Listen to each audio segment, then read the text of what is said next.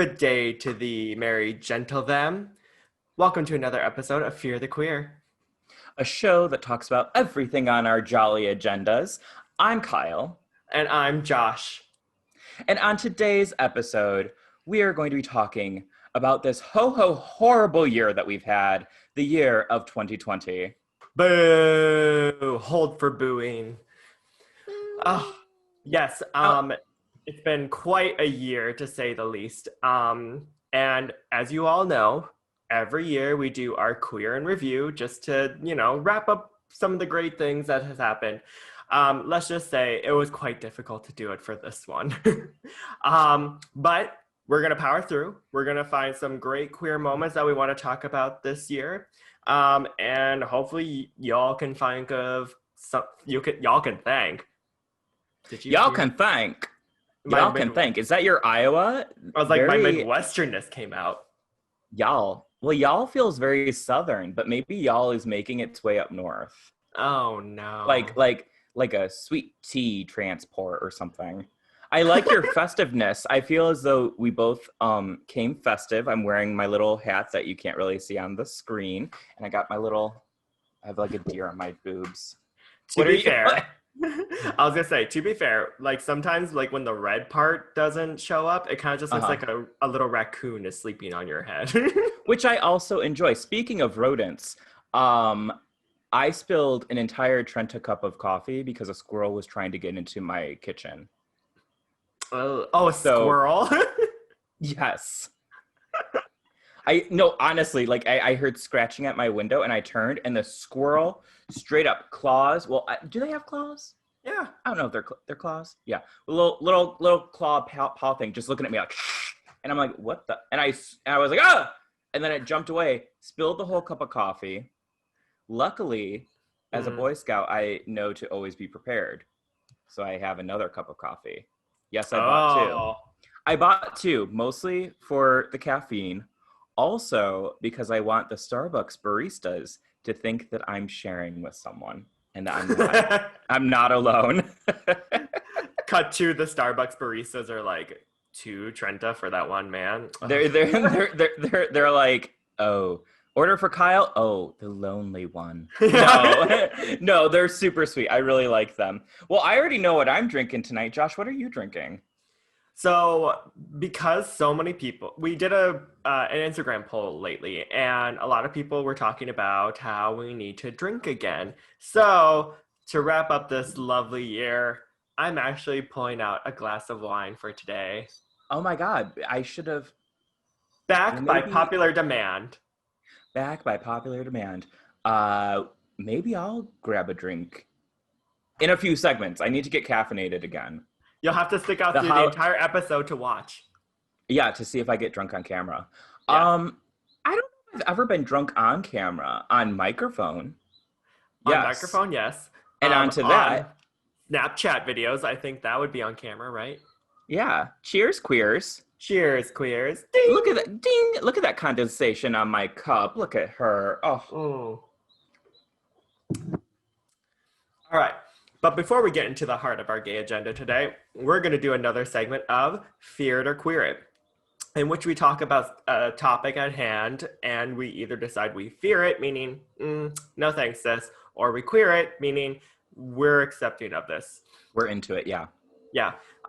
Very fetch. Stop making fetch happen. It's not going to happen. Wow.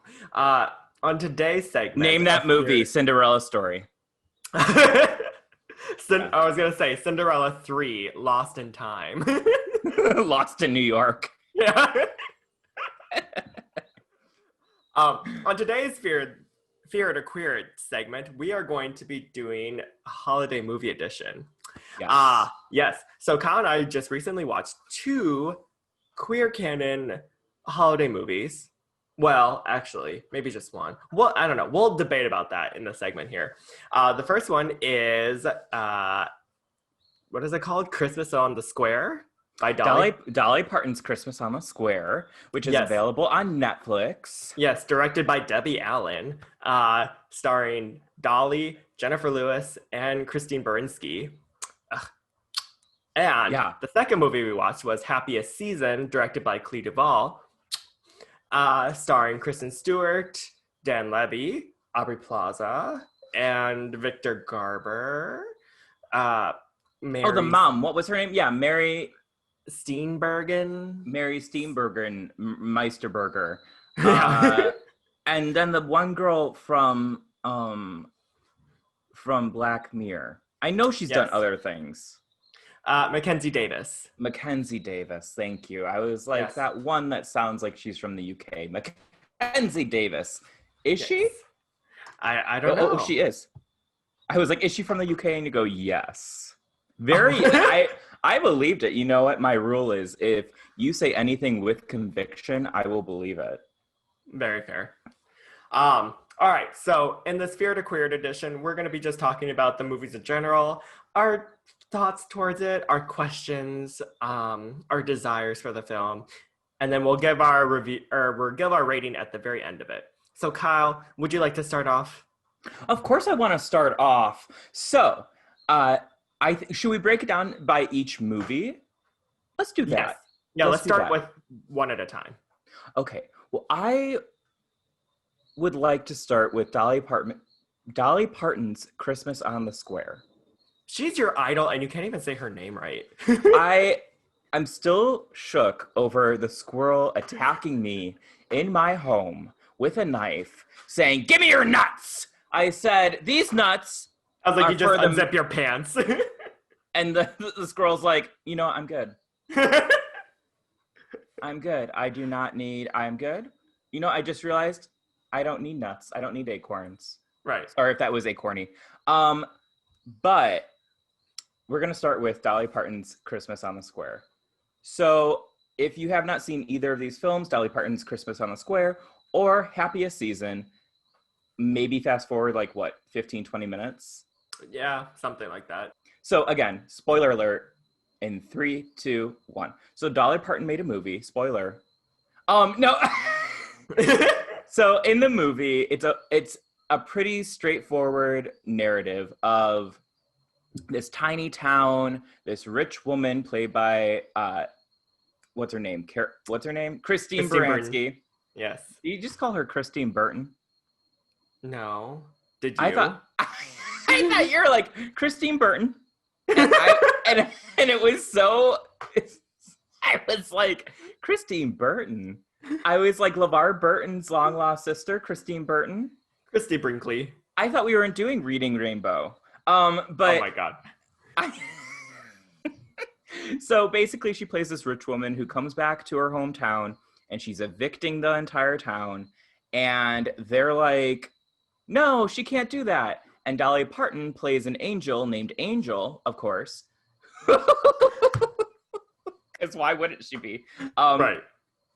Who comes and helps her have a change of heart, and they all live happily ever after. That's essentially the movie, correct? Yeah, basically. All right. So, I mean, there's a lot of Christmas drama in there. You find out that her high school lover still kind of has a thing for her, but he resents her because she's kind of a bitch. There's this little girl bartender who is a way better bartender than Kyle and I ever were. That is so true. Yeah. And Jennifer Lewis is in there as she basically, I feel like, plays Jennifer Lewis as Shangela as Jennifer Lewis. Well, it's funny because I feel like all these women play to their strengths. Mm-hmm. So you have Dolly Parton playing Dolly Parton, Jennifer Lewis playing Jennifer Lewis, and Christine Baranski. My God, why did I want to say Burton? This up-and-coming this up-and-coming actress or axe murderer, Josh? What were you trying to say there? This up-and-coming axe murderer. Actress. I was like, listen, I understand the whole feeling of being the last heroine of Texas Chainsaw Massacre on the back of the truck, being covered in blood and laughing. That's how I feel like 2020 is ending, but that is not where we're at right now. So basically they all play themselves. So if you like any of them, which you should, definitely check it out.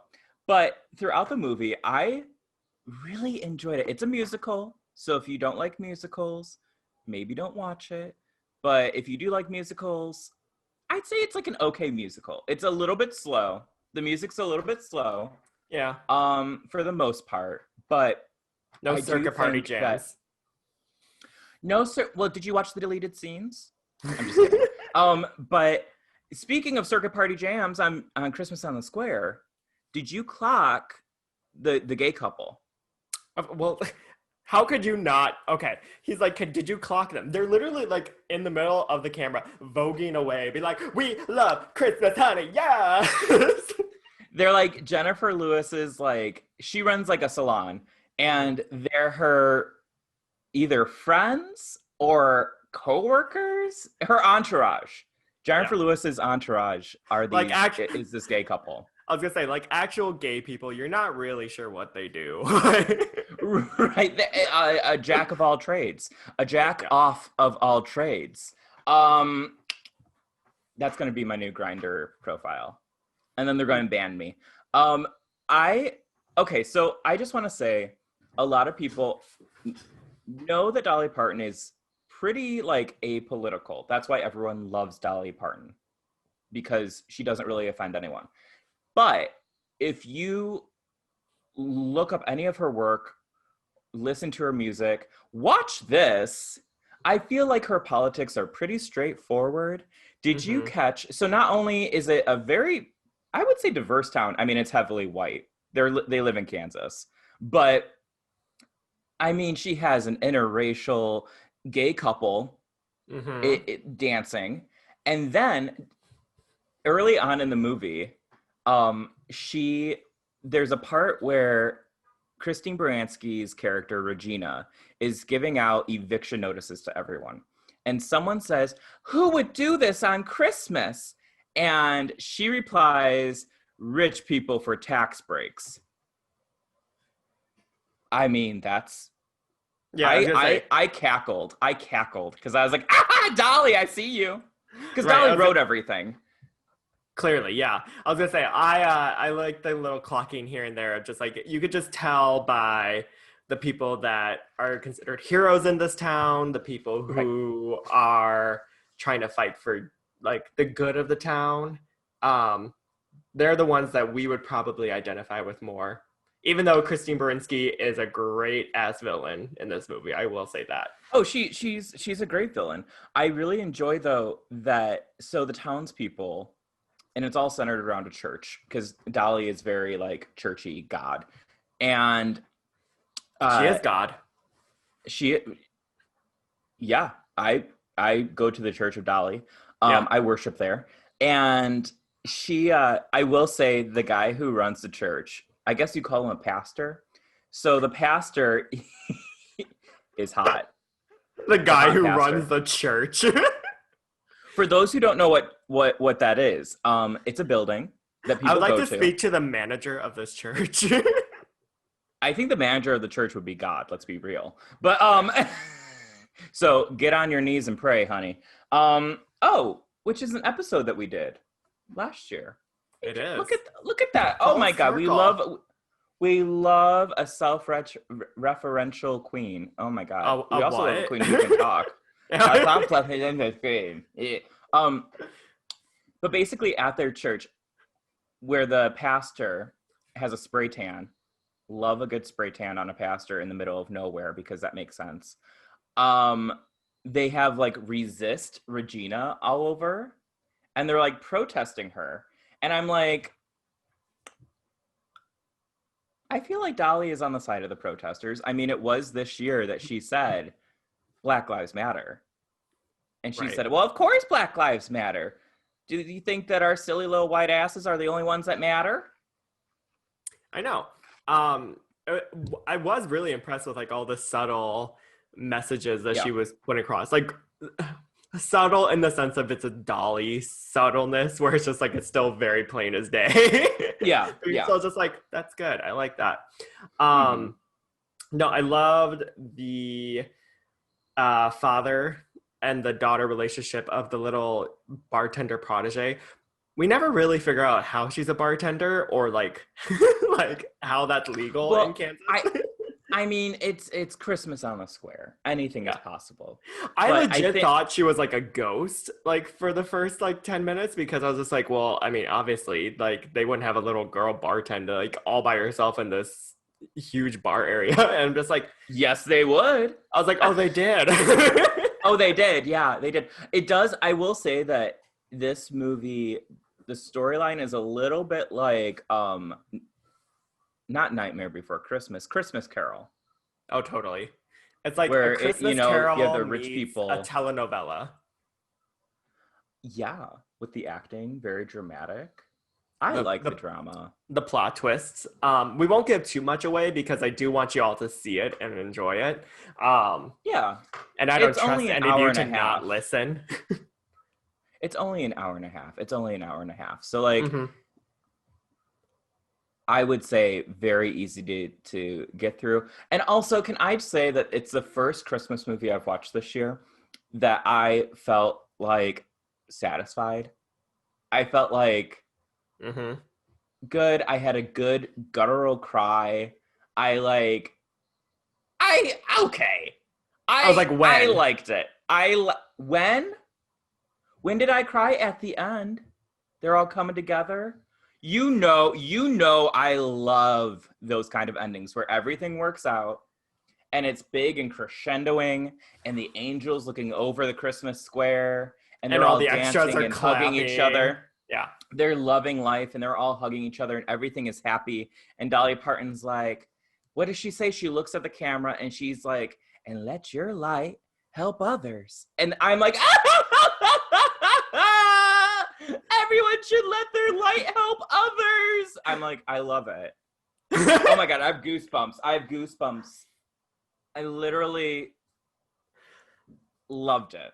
And you know what's funny about that movie too is the fact that because the subtle social messages that she sprinkled all throughout, I feel like I was watching a gay Christmas movie or a queer Christmas movie in a lot of ways. Now, granted, again, the only two major queer characters were just the voguing hairdressers in the background, but it still felt very inclusive, loving, great message, great costumes, just enough drama for the gays to be like, what? It reminded me of like watching less of a movie and watching like a stage musical. Yes. Because it feels like, oh, this is a set. This is clearly not like someone's like town. It doesn't look like a town. It looks like a set. It looks like a stage crafter, where Dolly Parton like pretending like she's an angel, but she's also kind of pretending to be like a homeless woman. So it's sort of like a Beauty and the Beast situation where it's like she takes off her thing and she's this gorgeous woman. But I love even as homeless Dolly, like her face is beat. Like her little blanket that's keeping her cold is all like sparkly and gold looking, and she's just like, everyone, we must all come together. That's my Southern accent, but do that one more time? Everyone, we must come together. It's just, I don't know. Anyway. We must come together. It sounds a little like Britishy. Did I? I'm not good with accents. You sound a little bit like a proper British breakfast. I'm terrible at accents too. I was good in high school. I was good at accents in high school. And then as I got older, I stopped doing them because inappropriate. But like I used to do a British accent all the time. Badly. But I used to do a British accent all the time. And look at you. Well, Dolly's voice, she's just up here like this. Like it's very up here. Like she's very up here like this, and it's very because she's like from the mountains. Like she's like mountain people. She's a mountain goddess. She's a mountain goddess. She truly is. And, so, what is your verdict on this film? I'm pretty sure. I queer it. I queer it too. It's so cute. Two queers up. It made me feel two queers up. Which is Well, two queers up is what people say when you and I wake up from a 4-day bender. Just kidding, just kidding. But yeah, I think everyone should watch it. It's very cute. You know exactly what you're going to get if you think of a Dolly Parton Christmas movie that's directed by Debbie Allen and it has all these theater divas in it. It's going to be a fun time. Yeah, it's loud, it's splashy, it's you feel I love feeling satisfied after Christmas movies. Mm-hmm. You know what I mean? Like I hate watching I hate watching films. I'm okay with having open endings. I'm okay with having sad endings. If I'm watching some like super sad like French movie or like some weird independent thriller drama, I'm like, yeah, they should have died in the end. I get that. But if you give me a Christmas movie and it's sad at the end, I don't know. It throws me off. I'm like, I don't feel good. I need to watch something saccharine. I can't do, it's not sweet enough for me. Yeah. Not sweet enough. Agreed. Yeah, and again, it's on Netflix. It's pretty accessible to watch. Just on a cold winter night coming up soon with a glass of wine, just cozy up and enjoy the warmth of Dolly Parton, y'all. Or you can also watch it without a glass of wine. You can watch it with 2 quesadillas like I did. So imagine me crying with 2 quesadillas. Just and oh, it was delicious, honey. Was it from Taco Bell again? Parton. No, it was made from scratch. I made the tortillas myself. No, I didn't. I did not do that, but I did melt the cheese myself. Oh, well, congratulations. All right, on to the next film. It's called Happiest Season, directed by lesbian great icon Clea Duvall. And like I said, it stars Christine Stewart. We got Christine Burton. We got oh wait, is that the cousin of Tim Burton? Mm-hmm. Exactly. A little Miss Piggy action. Hey, yeah. Kirby. Okay, go ahead, Josh. So we got go forward. Kristen Stewart, Mackenzie Davis, Dan Levy, Aubrey Plaza, and basically it's all about Kristen and Mackenzie are a lesbian couple, and Mackenzie, who is very into the Christmas spirit, is like, come home for the holidays with me and meet my parents. My dad's running for mayor and he would really like all the family to be together. And Kristen's like, okay, sounds great. And then on the car ride home, Mackenzie is just like, by the way, they don't know if I'm gay. So I told them you're my orphaned roommate. And I just feel bad for you that you're coming home for Christmas with me. And Kristen's like, what? Yeah, and then like any great holiday film, family drama ensues. There's some tears. There's some sassy comments from both Aubrey and Dan. And at the end, the family just comes together, realizing that the true meaning of Christmas is a really, really nice ring. So, what do we think? Well, I think that I have mixed emotions about it. Okay, so when I was watching it, okay, I will say that as a movie, I enjoyed it as a film. I think it's pretty funny. It's very smart, good dialogue. I really liked the dialogue because it sounds like how people talk, which I enjoyed. Wasn't super like cheesy in that sense. I think, and Kristen Stewart is like perfection. I mean, she's so good. I'm so happy to see Kristen Stewart just be like super gay and just like in a lesbian Christmas film. I love that. Dan Levy was a great like side character. I think Dan Levy plays Dan Levy, but why would I want him to play anything else? You know what I mean? Like he's good. Kristen Stewart's good. Aubrey Plaza is delicious. Like she's such, I love seeing her outside of what people know her for in like Parks and Rec. Parks and Rec, yeah. Because I'm like, yeah, she's such a good actress. Like she's a good performer and can have these like really nice serious moments. So for those, like, again, spoiler alert, but for those who haven't seen it, Aubrey Plaza plays Riley, who is the ex-girlfriend of Harper, who is Mackenzie Davis, who is Mm-hmm. dating Kristen Stewart, Mm-hmm. whose name is Abby. Yes. Okay, so that And sounded really confusing. and I'm just gonna call them by the actors' names, but Aubrey Okay. Plaza also has a little bit of resentment towards Mackenzie Davis because her character was also closeted because of Mackenzie Davis's fear of coming out. Mm-hmm. Um, and they broke up because of it. And so Kristen Stewart and Aubrey Plaza, they Well, actually get to bond over that because they're just like, why, like, right. yeah, like why is this happening still? Well, not only that, but Mackenzie Davis didn't. She not only denied that her and Aubrey Plaza were dating when they were dating, but Hmm. she outed Aubrey Yes, Plaza's character yes, to save her and skin. made to yeah. And so when that little like reveal happens, which is like about halfway through the movie, I'm like, what? Why is Kristen Stewart with Mackenzie Davis anyways? Like, I'm like, this family seems like a nightmare. They're very like waspy, conservative-y, like rich white people. I can't like it. I it was a lot. I Yeah. don't know, like for a movie, I enjoyed it, but like I put myself in Kristen Stewart's position. Oh, I for sure would have broken up with Mackenzie Davis. Like Hmm. instantly, easy. Like when Aubrey Plaza is telling about the past, which in a fun little cameo moment, Jinx Monsoon and Ben de la Creme of RuPaul's Drag Race get to make a little cameo because they go for drinks at a bar and they're the drag queens performing.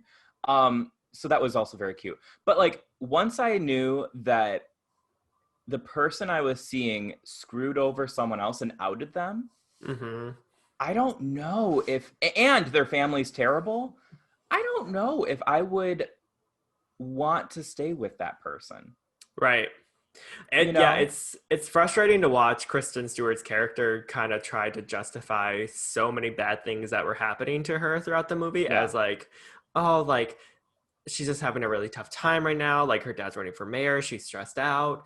I we also haven't even mentioned the sisters at this point. Mackenzie Davis has two sisters. I don't know one of the actresses' name, but the other one is played by Alison Brie, and Alison Right. Brie is pretty much the epitome of the older sister bitch stereotype in this movie. Like for whatever reason, Yeah. her and Mackenzie Davis like just do not get along. Uh, Allison just says some really horrible comments, and then I'm just gonna say it. Spoiler alert. Halfway through the movie, she then outs Mackenzie Davis when she finds out that her and Kristen are together in front of her family because Allison doesn't want the family to know that she's getting a divorce. So she would rather Right. throw her sister under the bus. That moment alone almost ruined the film for me Really? because I just think that's such a horrible thing to do to someone. Like, What I agree with that. I yeah, think that luckily we're not really supposed to like Allison Brie. right. Like I was not connecting to her being like, oh my God, like I feel bad for her. Like at all. I was just like, this whole family, besides the younger sister, which again, forgive us for not knowing the actress's name. She was great. She's just like the one that she's like the overlooked weird sister.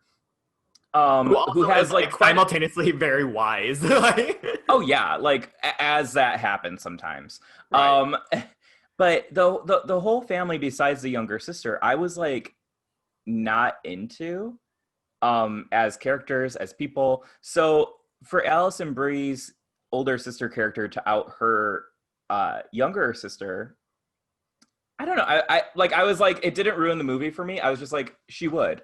Like in my head, I was like, yeah, no, that character would. Yeah.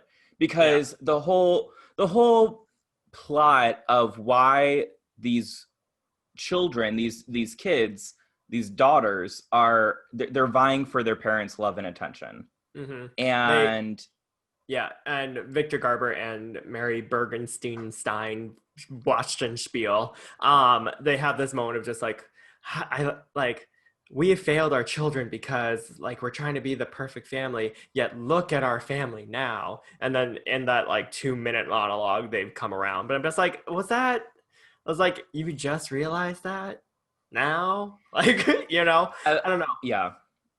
Um, So how would you?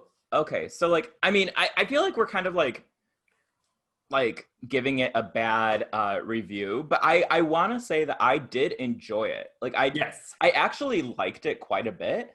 I just did not like this family, and I don't like the ending. Why? I don't think that it should have. I mean, okay, so I like the ending, and oh, that was a nice little ending. But this is what I would have done with the story. Okay. You call it the happiest season, and I know that I'm not the only person thinking this.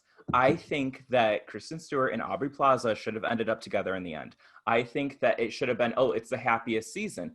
Literally, the whole movie, Mackenzie Davis is like not very nice to Kristen Stewart, and when you're watching the opening credits, they kind of uh, show you how Kristen Stewart and Mackenzie Davis um, came together and started dating each other within like a year, right? Mm-hmm.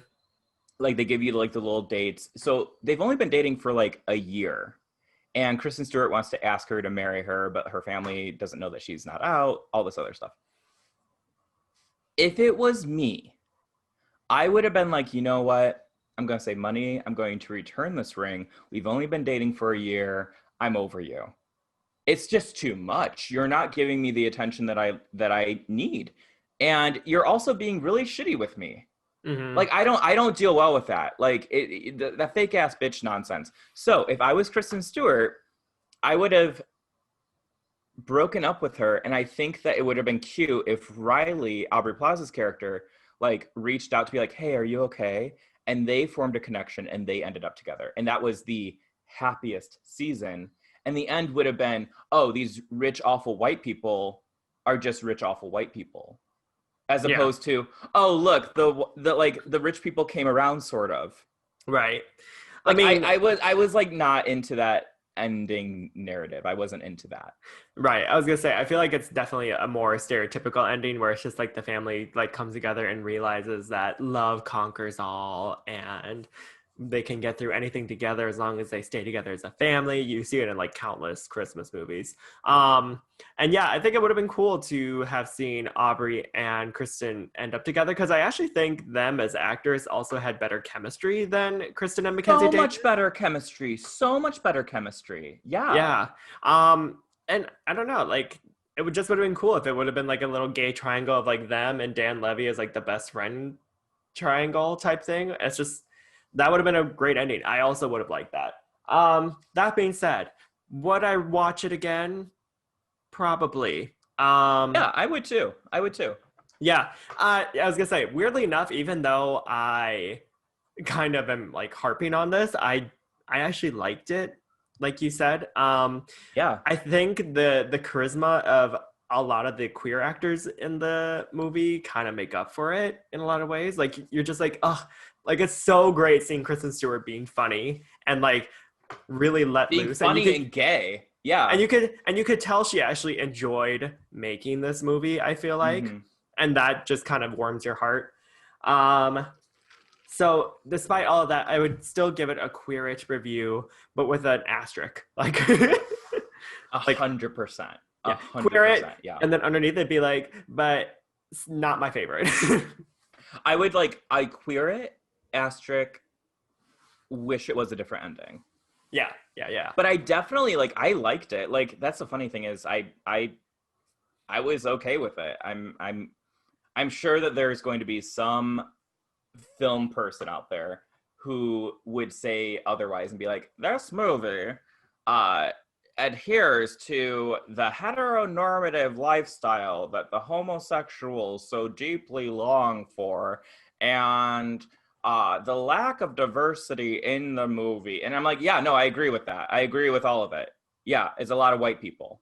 Yeah, it's all about getting married and ending up with that person. But that's okay sometimes. Like it's okay.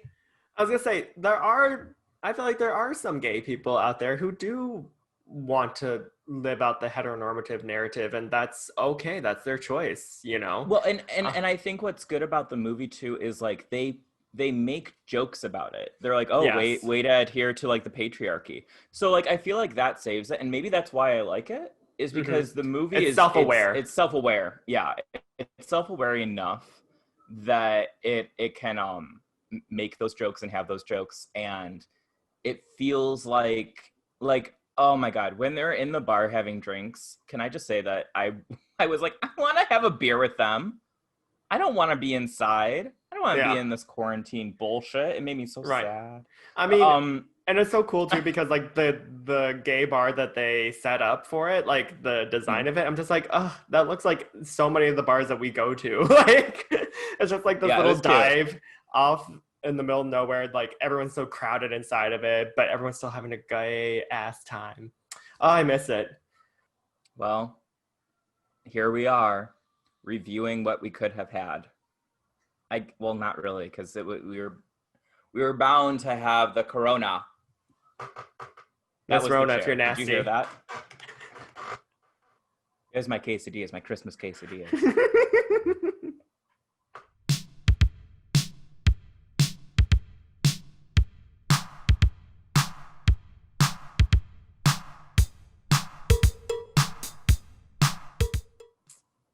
And now, onto the heart of our gay agenda. We're going to be doing another 2020 Queer in Review. So we're going to be talking about this Ho Ho Horrible Year that we've been having. Yeah.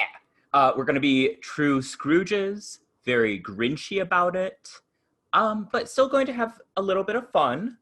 Mm-hmm. And we have a couple categories that we're going to be going through. And I would just like to say that I am back with a non-denominational holiday drink. Ooh, Yes, label yes. free even. Label free. I don't know how long this beer has been in my fridge, but the label fell off because she said I don't like labels. She's not into labels. Mm-hmm. So let's do another cheers, queers. I haven't drank on Cheers, this in a while. Cheers, queers. clink clink. Clink, clink, clink. My God, that's whoa. Santa's got a buzz. Santa's got a buzz. Oh, I don't know if this is still good, but we're gonna drink it. Sums up the year pretty well. me in quarantine is like, I haven't really been drinking. Drinks one little bit and is like, woo! Let's party. Let's do this. Okay. She's feeling frisky. I'm feeling frisky. I'm feeling like, actually, I'm not. I'm feeling a little like, it was the chair. But to start us off with reviewing this Ho Ho Horrible Year of 2020, we are going to be doing our top 5 hotties of 2020. So when we say hotties, you may assume that we're talking about hot guys, but that's not necessarily what we're talking about. I think what we're talking about this year is hotties as in like you're doing it, sis. Like you're making it happen. And it can also be because they're attractive. It doesn't have to be though. But just more like someone who's just like, okay, I see you. Like, do you, boo-boo. Sure. That's how I see it. Yeah, and I'm excited to get into this. Yeah. So Josh, we'll go back and forth. So Josh and I each chose 5 for each of the categories. So for our top 5 hotties of 2020, we'll go back and forth from 5 to 1. And unlike usual, sorry, the beer is hitting me already. I'm like, oh my God. So Josh, unlike usual, when I usually like to go first, I'll let you go first with your 5, I'll go with my 5, and so on and so forth. And hey, maybe some of you have the same hotties as us, or maybe some similarities in other categories. Right. Maybe not. We'll figure it out. All right. So number 5, top 5 hottie of 2020, coming in at number 5 is actually a group of people. It's the season 12 cast of RuPaul's Drag Race. And I consider them hotties for many different reasons. One, a lot of them are aesthetically very beautiful. Presenting as men, presenting as women, presenting as purple cows, like Crystal Method, like they're all hot. Are they the trade of the season? I think they might be the trade of the season. All of them are the trade of the season. Yeah, like first of all, we'll just talking about like them as cute boys. A lot of them, in my opinion, are cute boys. Also, the runways this year, like this cast in general, just brought their A+ game to the season. It was really fun to watch, especially during the early stages of quarantine. You had something to look forward to every week. Finally, yeah. Yeah, and I will say that season 12 might be in the top 3 for me of like best seasons ever. But yeah, so season 12 Drag Race. Yeah, season 12. On a shallow note, I will say Jackie Cox. My God, like Emphasis on the Cox. Jackie Cox. Like, if you follow Jackie Cox on, and we're totally like thirsting after this person, so I'm sorry, Jackie, but not sorry. If you follow Jackie on her social media, Jackie, I said this when I was watching the show. My kink is Jackie Cox's like rehearsal clothes, like her rehearsal outfits for when she's rehearsing dance numbers, because she's in like knee-high socks and like vintage short looking things and like little t-shirt, and she looks like such a nerd. But I'm into it. Like, I'm into it. Why am I into that? Right. She is a skinny, scrawny nerd with like, she has like no upper body strength, and I'm like, yes. Like, in the movie A Bug's Life, when the stick bug tries to hold up the fat caterpillar. Oh yeah. That's gonna be me with Jackie Cox. I'm the fat caterpillar. Hi, yeah. I'm a beautiful butterfly. Yeah, and Jackie's just like, oh my God. Yeah, crack. Yeah. No, Jackie Cox is like totally living into the thirst trap fantasy. Like, they're posting a lot of TikToks with their junk flying all about in their little vintage shorts there. They did a Manscaped ad where they got to show off their nice little cute scrawny little body, and I was just like, I'm here for you, Jackie. Yeah, Jackie. My God. I know. Well, so that being said, why don't you just tell us what your number 5 is? Is it Denali? Oh my God. Well, shout out to Denali Fox. But yes. My number 5 for hotties of 2020 are the stars of Pen 15, Maya and Anna. Oh, I haven't seen that show. Oh, Josh. It is great. So anyone who has not seen Pen 15, if you were a kid in like in the upper grade school levels or middle school from in like the early 2000s, I think it's very comforting and like a wonderful nostalgic like throwback to this time. So Pen 15, basically it's about these middle schoolers in the year 2000, and they're like major nerds, and the women playing them are like our age. They're like in their early 30s. And Maya and Anna are the only 2 adults playing 12-year-olds, 12 or 13-year-olds. So it's like these grown women dressed as children playing opposite like other kids in middle school. It is so funny and also very sad and tragic, but they made my quarantine. Season 2 just came out in September, and they made me feel so happy for like an entire week after watching it. Aww. So thank you, Maya and Anna. Here's to you being hotties. And also, Josh, watch it. And anyone else who hasn't watched Pen 15, it's on Hulu. 2 seasons. Oh, okay. It's great. And they're short episodes. They're like 20-minute episodes. I think like 8 episodes a season. It's really short. So if you don't have a long attention span, watch it.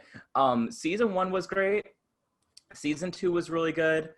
And it ends on like a kind of a sad note. Like, it brings up a lot of they talk about racism, they talk about like their first periods, they talk about like crushes on boys. Oh my God, they talk about like AIM and like talking to people. Oh my God. God. When you first get like instant messenger, and like one of the characters, Maya, she's like obsessed with talking to who she thinks is like an older man. They talk about that, but it's all done in like this like very like funny, lighthearted way. I highly recommend it. Yeah. Okay. Awesome. So hotties, just like I guess Pen 15 in general is like A hot it's show. great. Yeah. It's Awesome. it's hot girl shit. Yeah. All right. Well, on to our next round. Number My top 4. four hottie of the year. I don't know his name, but I'm just gonna call him the random hot underwear model that always shows up on my Facebook newsfeed. So, yeah. Um, Basically, all I can say is that you know how you have a thought in your head, and then all of a sudden your social media is advertising it for you, like immediately, and you're just like, how the All the fuck? time. Yeah, exactly. Like, how did you know that I needed this? So one day I was just online shopping, and I was just like, maybe I need some new underwear, like just Oh, some new essentials. Um, and then all of a sudden on my Facebook feed, an underwear ad popped up, and the thing that really intrigued me about this is that the guy was not a stereotypical underwear model. So oh. like yeah, so when you think of like underwear models, you think of like ripped six packs, you think of, like thin, like they put like a little cotton ball in the front here to make his dick look huge. A Um, little cotton ball. all the stuff that like Of that 13-year-old it's Josh was just like, but you were putting cotton balls in your underwear? cotton balls, yes. But this underwear So model, fluffy. he's hot in so many different ways. He does have a six pack, but he has a lot of nice junk in the trunk back here. He it's just he's hot if in an He's what you unconventional way. need in 2020. We Exactly. don't It's need just like six packs. The only six packs I want, beer. right. That's the only six Expired packs I beer. want. Yeah. Yeah. Yeah. And it's funny too because all the advertisement comments, like how you can comment on like Instagram posts of ads and stuff like that. Like everyone says the exact same thing. It's just like, who is this random hot guy? Like who like why am I Love so it. thirst trapping over him? So shout out to you. I don't follow the underwear ad, like I don't follow them, but I'll still like their posts just so that way he continues to show up in my newsfeed every once in a while. And I'm I just see you. like, yeah, I'm just like, You don't follow him? I don't know what his name is. Oh my god. The I man know. without a name. I know. All he has is underwear.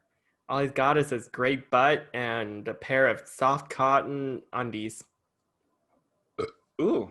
Well, that's well, Cheers to that. cheers to that. Soft cotton undies. Yeah. Cheers to soft cotton undies in 2020. 2021, we're all about the commando. We're not wearing underwear anymore. No. Just kidding. I like to feel like secure. Oh my god, And yeah. speaking, Sorry, random side note. Yeah. Have you ever like I only wore like boxer shorts up until like maybe high school, and then I switched over to like trunks and boxer briefs. Mhm.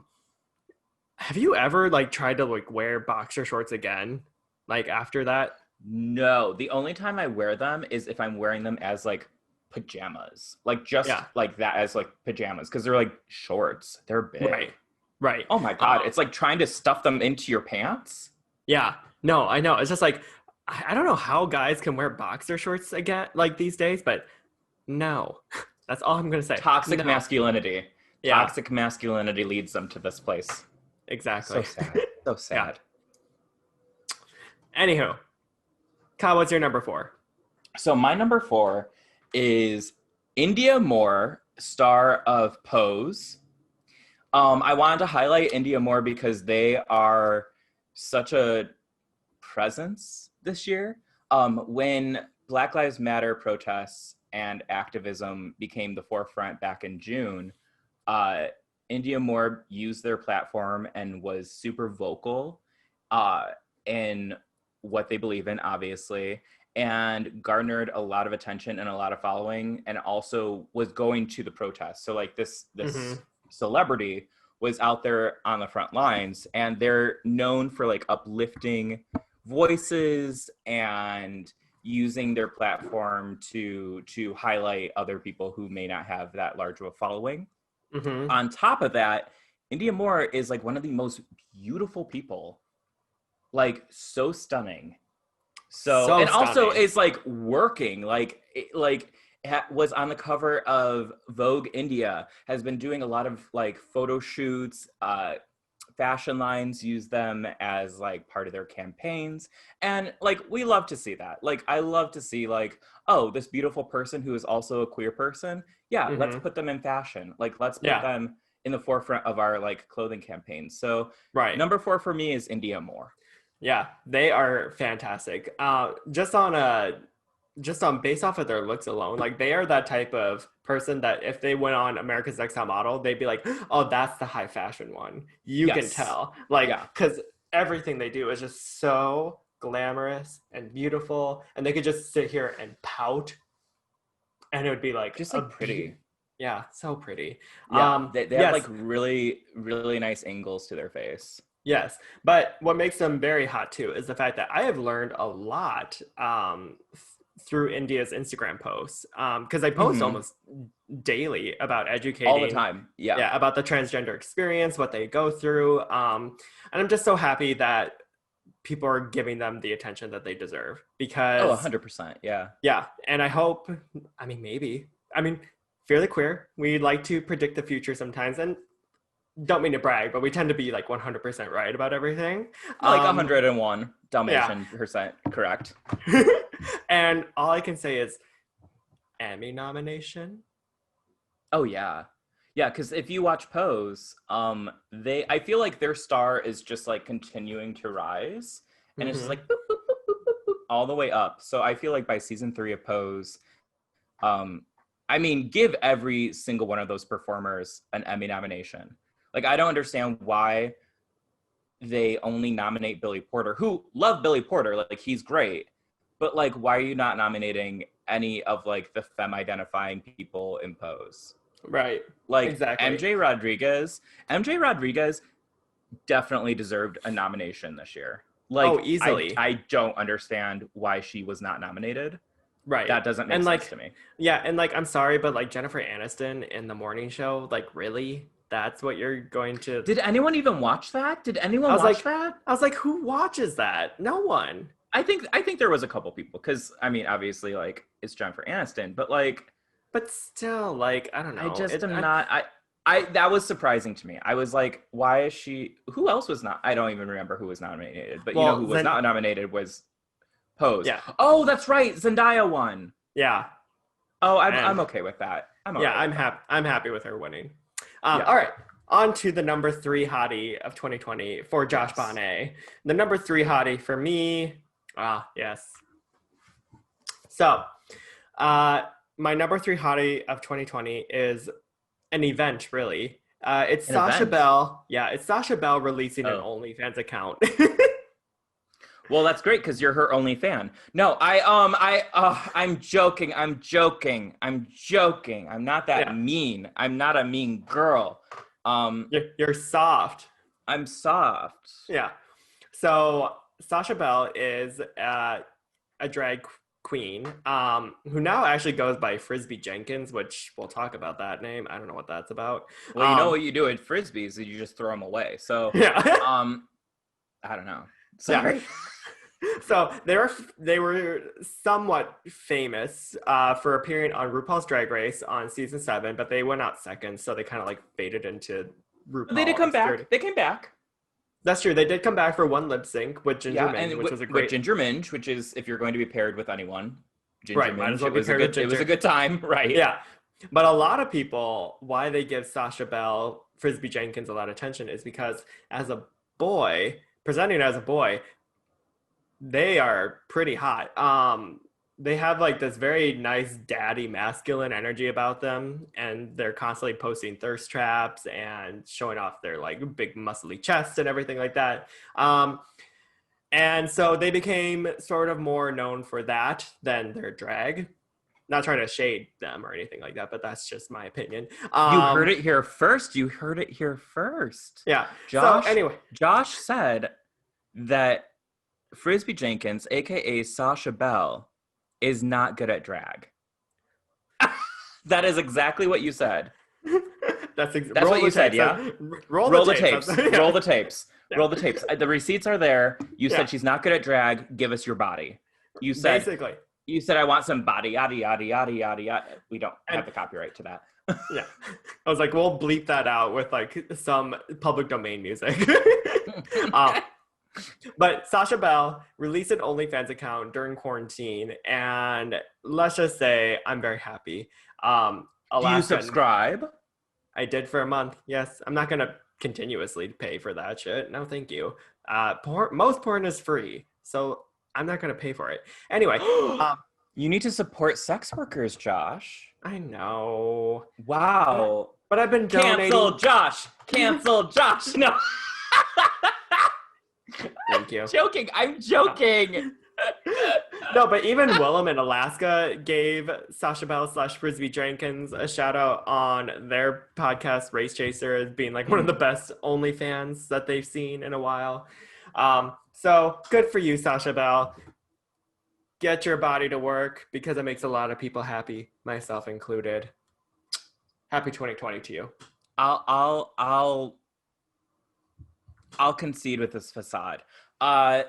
Sasha Belle is an attractive guy, like attractive out of drag. Yeah, he definitely has like a dad, like thickums bod. And isn't he from Iowa? He is from Iowa. He's actually living in the town that I went to school to. So does that ever like play into like a fantasy of yours of like seeing him? Oh yeah, and being like, oh my god, there's excuse me, Sasha Belle. I'm burpy. I am so burpy. I drink like a beer. Oh, if I vomit on camera, just keep rolling. Right. I was gonna say it'll just be very keep going. It'll be very fitting for 2020. Oh my god. No, yeah. I definitely lived into the fantasy when I was single, and going back to Iowa, I would check Grindr and Scruff every once in a while to see if they were online. They never were. But yeah. Well, because you're blocked. They blocked you. Yeah, they're just they subscribe to my OnlyFans. That's all I'm gonna give you. And you said nope, not paying for it. Right. I was gonna say, like, is that your like celebrity, like, you know how like people have like a celebrity freebie with their significant other? Is that your celebrity freebie? Celebrity is a nice term to give them.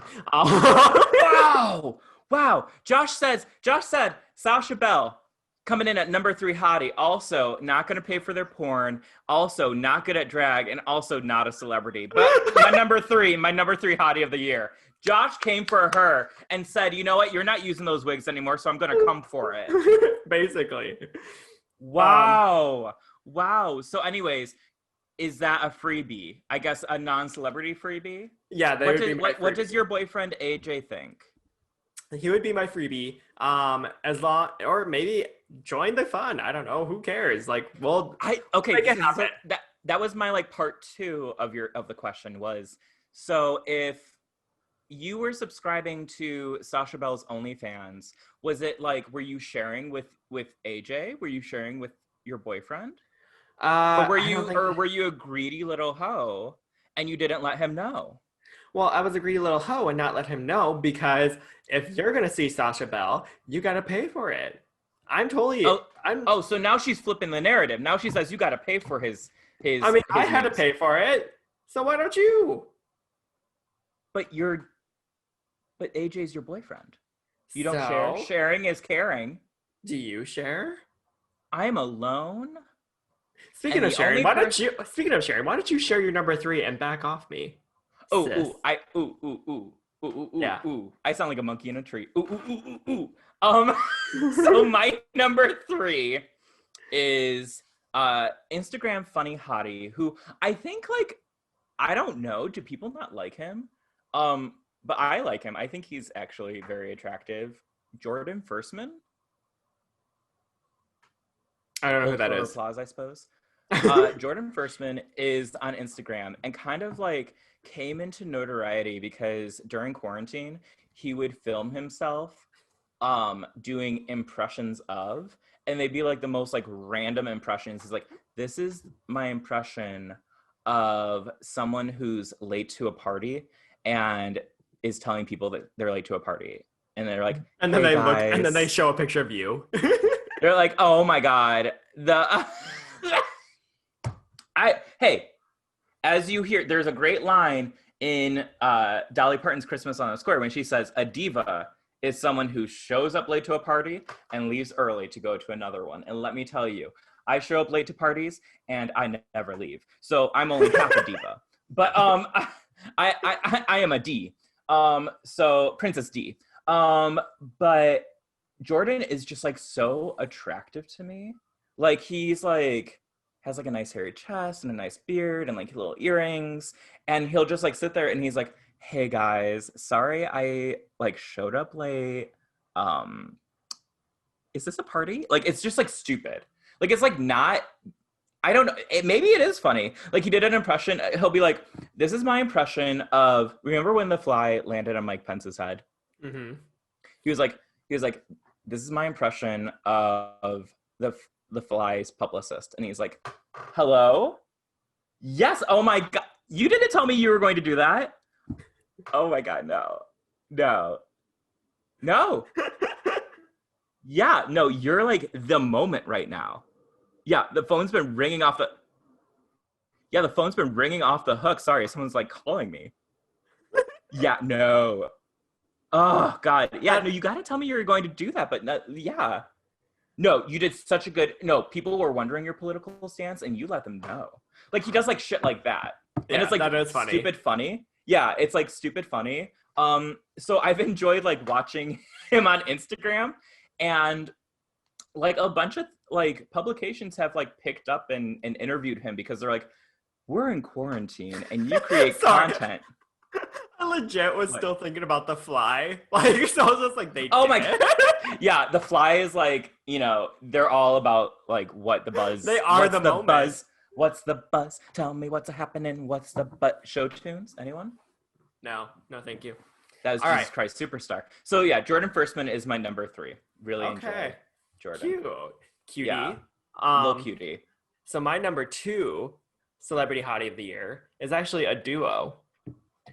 A sister duo, if you say. Yeah. My number 2 unproblematic duo is Chloe and Halle. Woo! Yeah. For those of you who don't know, shame on you. They are a great musical act. They are Beyonce's protege. They were discovered by Beyonce covering her songs on YouTube, and then she signed them to her label Parkwood. And they've been making music for the past like 3-4 years, but they finally got their breakthrough with their album Ungodly Hour. Mm-hmm. And I'm just so happy for both of them. Like they have such great musical style. It's very alternative R&B, futuristic R&B, and I can't remember. Is it Halle who's going to be starring in the live-action Little Mermaid coming up? Yeah, our first live-action Black Disney princess. It's about to be part of our world.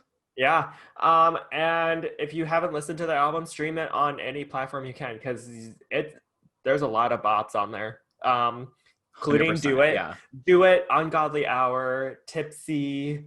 I Wonder What She Thinks of Me. I wonder what she thinks of me. Oh, that's so funny. Yeah, same wavelength. Mm-hmm. Yeah. Chloe and Halle. And also, like, there's been a lot of different, like, award shows and things like that they've performed at during quarantine. Mm-hmm. They are so like in sync with each other. Their harmonies are great. The looks are great. The dance is great. Check them out. It's great. Yeah. Hey, guess what? You know what it is? What? It's great. It's great. It's great, sis. It's great, sis. All right. What's your number 2? My number 2 is tumbling out of bed and stumble to the kitchen, pour myself a cup of ambition and long and stretch and try to come alive. It's Dolly Parton. Number 2. Coming in for the save. Number 2. Yeah, she's my number 2. Wow. She's my number 2 hottie of the year because, of course, Dolly is always like in my heart. She's always like my fave. But 2020, I feel like, is the year that other people fucking figured it out. Because I feel like everyone like would always side eye me because you know me. I talk about Dolly Parton like anytime someone brings her up. Like I love to talk about her because she is just so great. Like she's such a great like human being, and people are always like, oh, she's just like the 9 to 5 person, or she's just like the Jolene person. And I'm like, yes. And she also does all this great stuff, and her music is also great. But she also has Dollywood. She also has Dollywood. But she honestly, like 2020, the amount of content that she has put out, like she's been interviewed for magazines, shows, a Christmas album, Christmas specials, interview with RuPaul, which she just dragged RuPaul, which I'm like, yes, can we just have Dolly Parton host Drag Race now? She'd be the perfect replacement. I mean, she's my favorite drag queen. Who's my favorite drag queen who's not a drag queen, who is a drag queen. Mm-hmm. Right? Yeah. Yeah. So also, she funded the Moderna vaccine. That's right. Like, yeah. Like, how can you, she literally, she puts her money where her mouth is. Her hometown in Pigeon Forge, she basically employs the entire town, and she like makes sure everyone has like money and is okay. Like she has her book program where it from age birth from the age birth I'm a fetus. Hey, don't get me started. Conservatives will say this is what Planned Parenthood doesn't want you to see. Barf. Dolly Parton. It's Dolly Parton as a fetus. But yeah, no, from the ages of birth to 5 years old, for free, you can sign up for this program, and they give you age-appropriate books to read because she values the importance of education and reading and imagination. So Dolly Parton is my number 2. I love Dolly Parton with like all my heart. Probably a little bit more than I love myself sometimes. But yeah, for the hotties of 2020, Dolly Parton. That's great. I think that's a perfect number 2. I'm excited to see who your number 1 is if Dolly Parton is only your number 2. Well, we'll have to get there. Yeah. All right. So I will give you my number 1 hottie of 2020. Can you guess who it is? Well, it's not Frisbee Jenkins, Sasha Belle. No, not worth number 1. All right, my number 1 is Stacey Abrams. Very, very well deserved. Well deserved, yeah. So Stacey Abrams, for those of you who live under a rock, they have become a very prominent figure in politics in the past, I would say like maybe 4 years. She is representative down in Georgia. And a little side note is that back in 2018, she ran for, I can never say it correctly, the gubernatorial race for Georgia, basically trying to be the governor of the governor, the gubernational or governor, gubernatorial.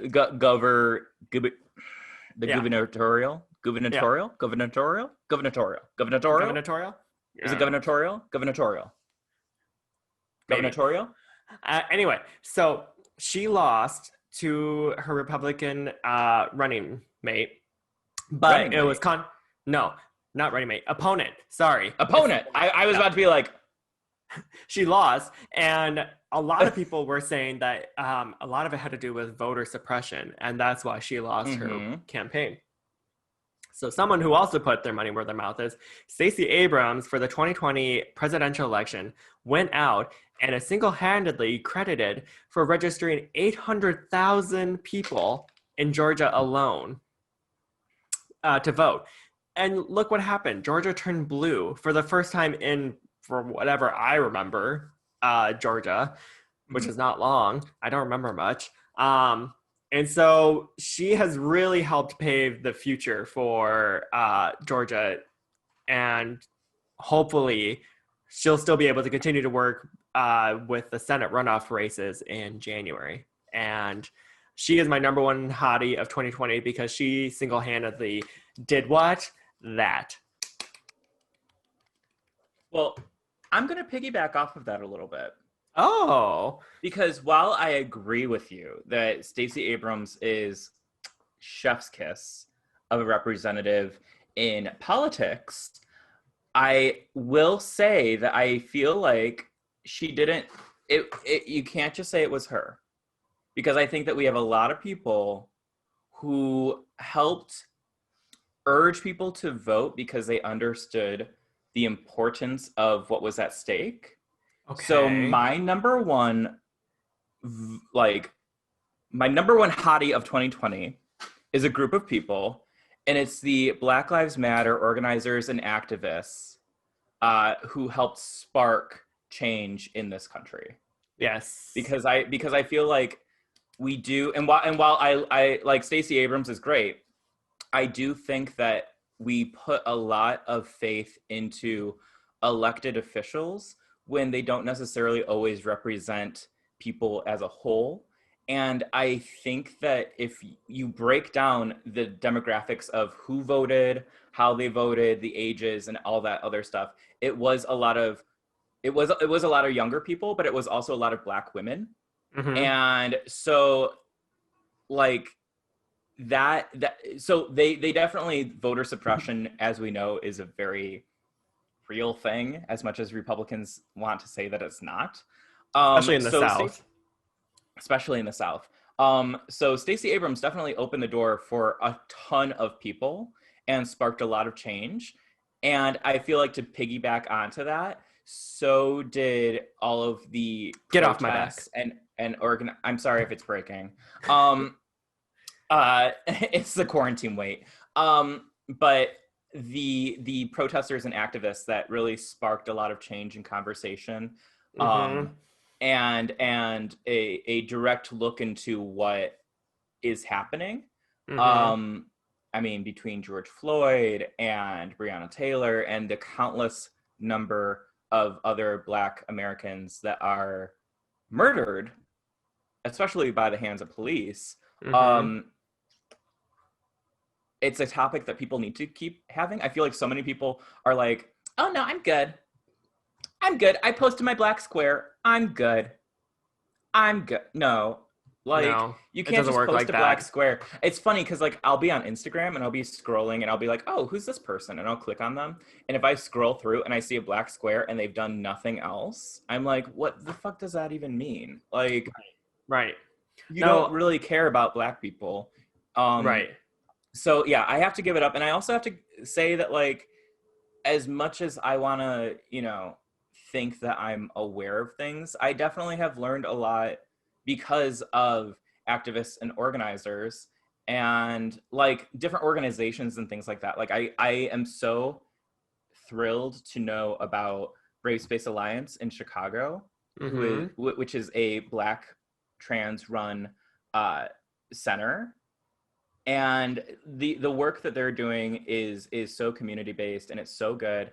And I would not have found that out because I live in my own bubble if it hadn't been for activists and people who I follow, different organizers and things like that, who were posting about it and like, hey, check out this group, like, they're really important. So everyone check out Brave Space Alliance also.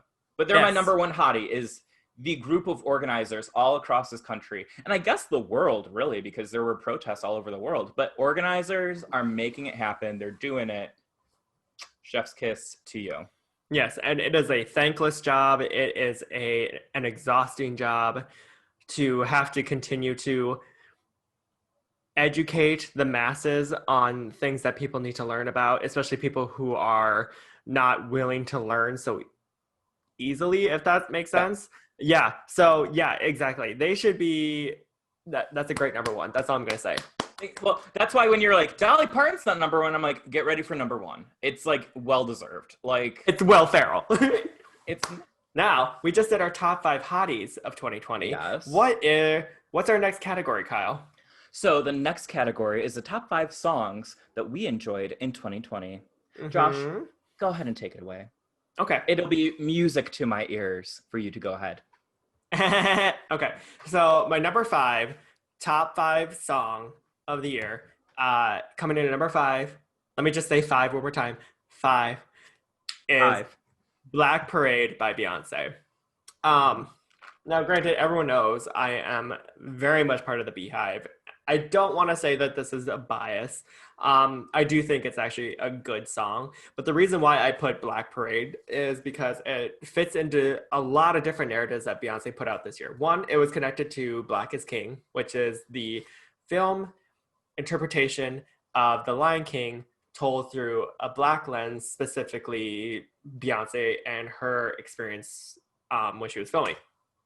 Uh, Second of all, Black Parade was released in June of 2020, which was like the height of the Black Lives Matter protests, I feel like. And what she did was is that if you bought the single, it connected you to her Be Good website, the Black Parade link tree that she posted, which basically was an entire curated list of Black-owned businesses that you could buy from, support during the quarantine. And I can't remember who it was, but they did say that like because of that song's sales and because of the promotion that Beyonce put out, their businesses actually did start booming in those weeks that after it was released. And then finally, it was nominated for like 6 Grammys this year. Now, granted, I feel like art is subjective. I'm not saying that she single-handedly deserved all 6 nominations for Black Parade, but in this bleak, sad year that we have, it's nice to see a Black artist who is famously well known for creating her own public image and saying, fuck this industry standards. It's really nice to see her still be able to continue to support her community and uplift people and put her money where her mouth is, basically. So I love that. That's like my favorite part of celebrities is when celebrities actually do what they say they're going to do. mm-hmm. Like they actually put their money where their mouth is. It's like, honestly, you have the funds. Why are you withholding? Like, mm-hmm. like you have the money to do good things. And if you're not doing them, then who the fuck are you? Like, right. I hate celebrities like that. So 100% love when people do that. Exactly. Yeah. All right. What is your number 5 for 2020? So my number 5 song for 2020 is Legends Never Die by Orville Peck featuring Shania Twain. So before we get into Shania Twain definitely said some problematic things that sounded like support for Donald Trump a couple years ago, but she was like, I don't know what I'm talking about. I'm Canadian. And I'm like, exactly, you don't. Just kidding. I love Canada. Please take me. But Orville Peck, for those of you who don't know, is basically like, they're basically like a queer cowboy. And their voice sounds like Roy Orbison. I love them. For someone, his face is always covered with like a fringe mask, kind of like a Zorro type look. Yeah. So he was doing it before 2020, covering his face, mask up. But I have never been so attracted to someone who I have not seen their face. I don't know. But Legends Never Die was his first song with Shania Twain. I guess his only song with Shania Twain. And it's a super catchy song. Came out earlier this year. And in the video featured is Miss Toto, who is a drag performer in Chicago. Yes. As well as the winner of season 12, Jada Essence Hall of RuPaul's Drag Race. Yeah. So they're both in the music video because Orville, he loves drag queens, which I think is kind of fun because he's like this like Western, like country Western deep voice, like guitar playing cowboy type thing. And then he's like, but also I love the drag queens. And I love that. Like that makes me so happy. So yeah, I always laugh. I always laugh because I feel like if you compare like the two really hot queer country music artists right now, I feel like Lil Nas X is the sun and Orville Peck is the moon, basically. Like, at first I thought you were like the son and the father, and I was like, oh, no, the sun and the moon. Family because I feel like they complement each other very well because it's just like you got like the broad, masculine, moody country western boy who loves the drag queens, and then you got Lil Nas X dressing up like Nicki in the super bass video and be like, download Holiday, y'all. Oh my god, yeah, no, I love that Lil Nas X did that. They have their like little Christmas album. Yeah, that's so cute. Yeah, so that's my number 5 song. Okay, so my number 4 song, speaking of collaborations, mine is a plethora of divas, if you would say. It's the Oh Santa 2020 remix with Mariah Carey, Ariana Grande, and Jennifer Hudson. Now, for those of you who all know, I'm also a huge Mariah Carey stan. part of the Lamely. Uh, Oh my God. I am. I loved Mariah Carey ever since I was a young kid. Fantasy. So you're part of the Lamely. So you're a lamb. So would it be appropriate for me to call you a sheeple? No, it's not, because I will beat the shit out of you. Quarantine, 6 feet apart. Stay away from me. So Mariah Carey is obviously having a great year in her own little bubble there. She released her memoirs earlier. She also is doing this Christmas special. My favorite picture book. Right. And she also released a Christmas special that featured a lot of remixes of her past Christmas songs, because we all know that Mariah loves Christmas. And people freaked out because she actually collaborated with Ariana Grande, who for years she pretended to not know who she was. To be fair, she may have not actually known her. Now she does. Now she knows her. Yeah, and just that 30-second at the very end when both of them are doing the whistle tone harmonizing of well, Jennifer Hudson is in the corner pretending to know the lyrics, but she just has her microphone really close to her mouth so no one knows that she's not saying anything. She's like, Santa.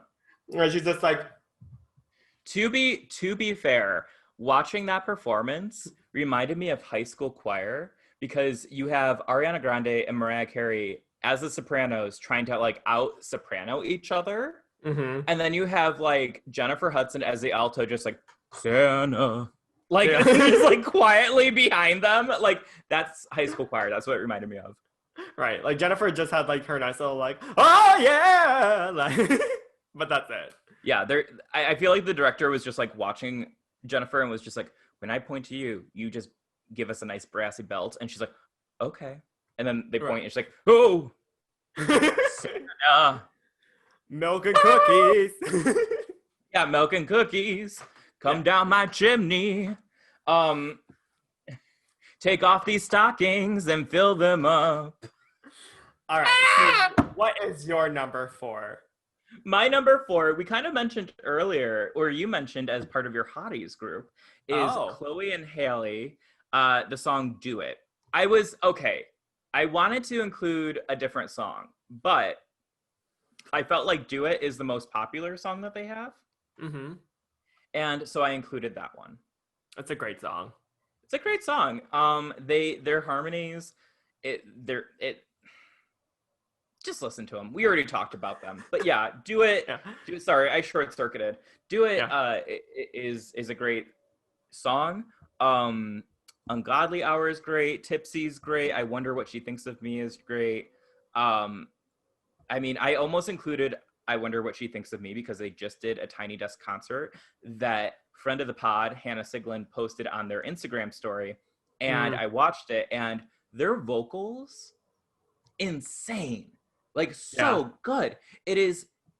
Their harmonizing skills are off the charts. Like, it's just, it's truly beautiful. And I'm excited to see where Chloe and Halle go when it comes to their career, because I feel like a lot of people know them as like the proteges of Beyonce. And I'm excited to see them to kind of like branch out and just be their own person. And I feel like this album, the album is Ungodly Hour. I feel like the album Ungodly Hour is kind of them doing it. Yeah. They're, as we could say, do it.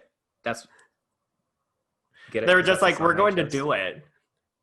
And I'm like, that's how you plug a song, honey. I'm the manager of Chloe and Halle, is what I'm trying to tell you. No wonder you were screwing them over for so long. My goodness. Like, it only took them this long to break out. I'm letting them shine. I'm letting them shine now. Yeah. You'll look for the songwriting credits in the album.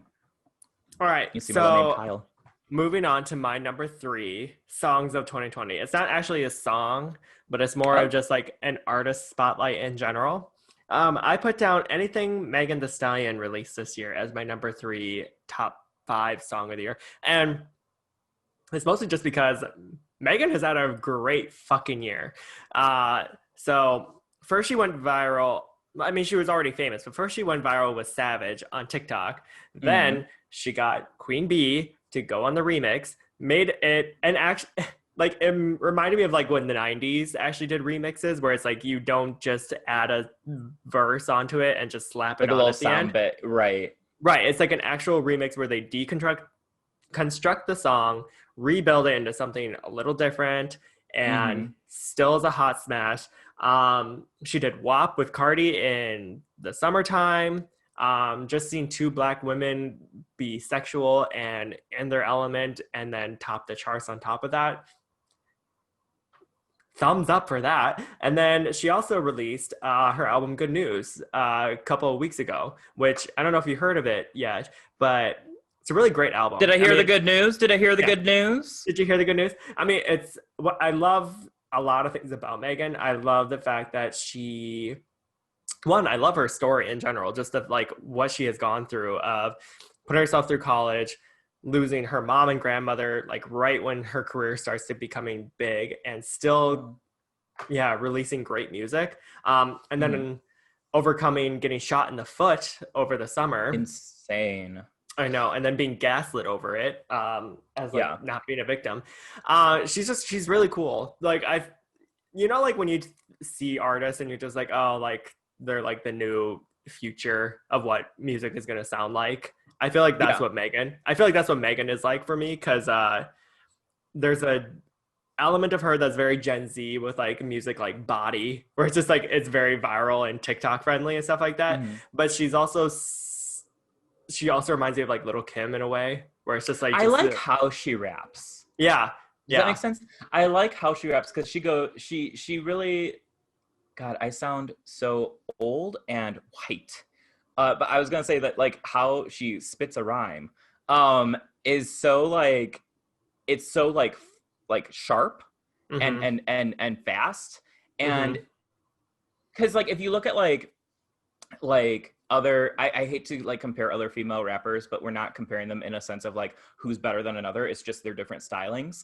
Is like if you look at like Cardi B, a lot of how she raps is like slower mm-hmm. and like to the beat and just like not as like sharp and fast as Megan is. And if you look at someone like Nicki Minaj definitely like she has like fast pause, Yeah, fast pause, fast pause, where Megan's like and I'm like how, mm-hmm, but I yeah, love it. No, she's yeah. great, very No, talented. she's yeah. Megan, if anything, like we said, if we predict anything in the future, hopefully you'll win Best New Artist at the Grammys this year because you It'd be great. deserve it, honey. Yeah. Yeah.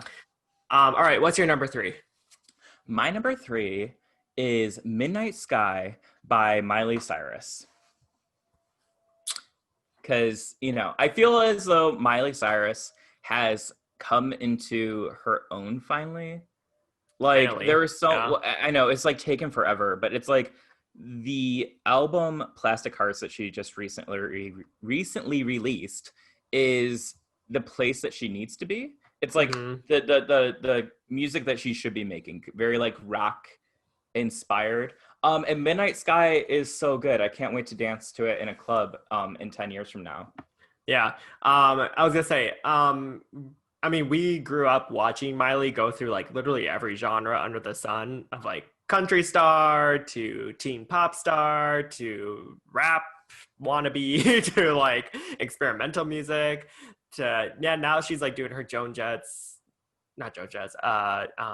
Stevie Just a little bit Nicks Joan era. Jett. Yeah, it's like Yeah, Joan Jett, Stevie Nicks. I yeah. mean, they're both on the album. Like she has a duet with Stevie Nicks. Mm-hmm. Not a duet, but it's the Midnight Sky and Edge of 17 mashup. And then she has a song with Joan Jett on the album.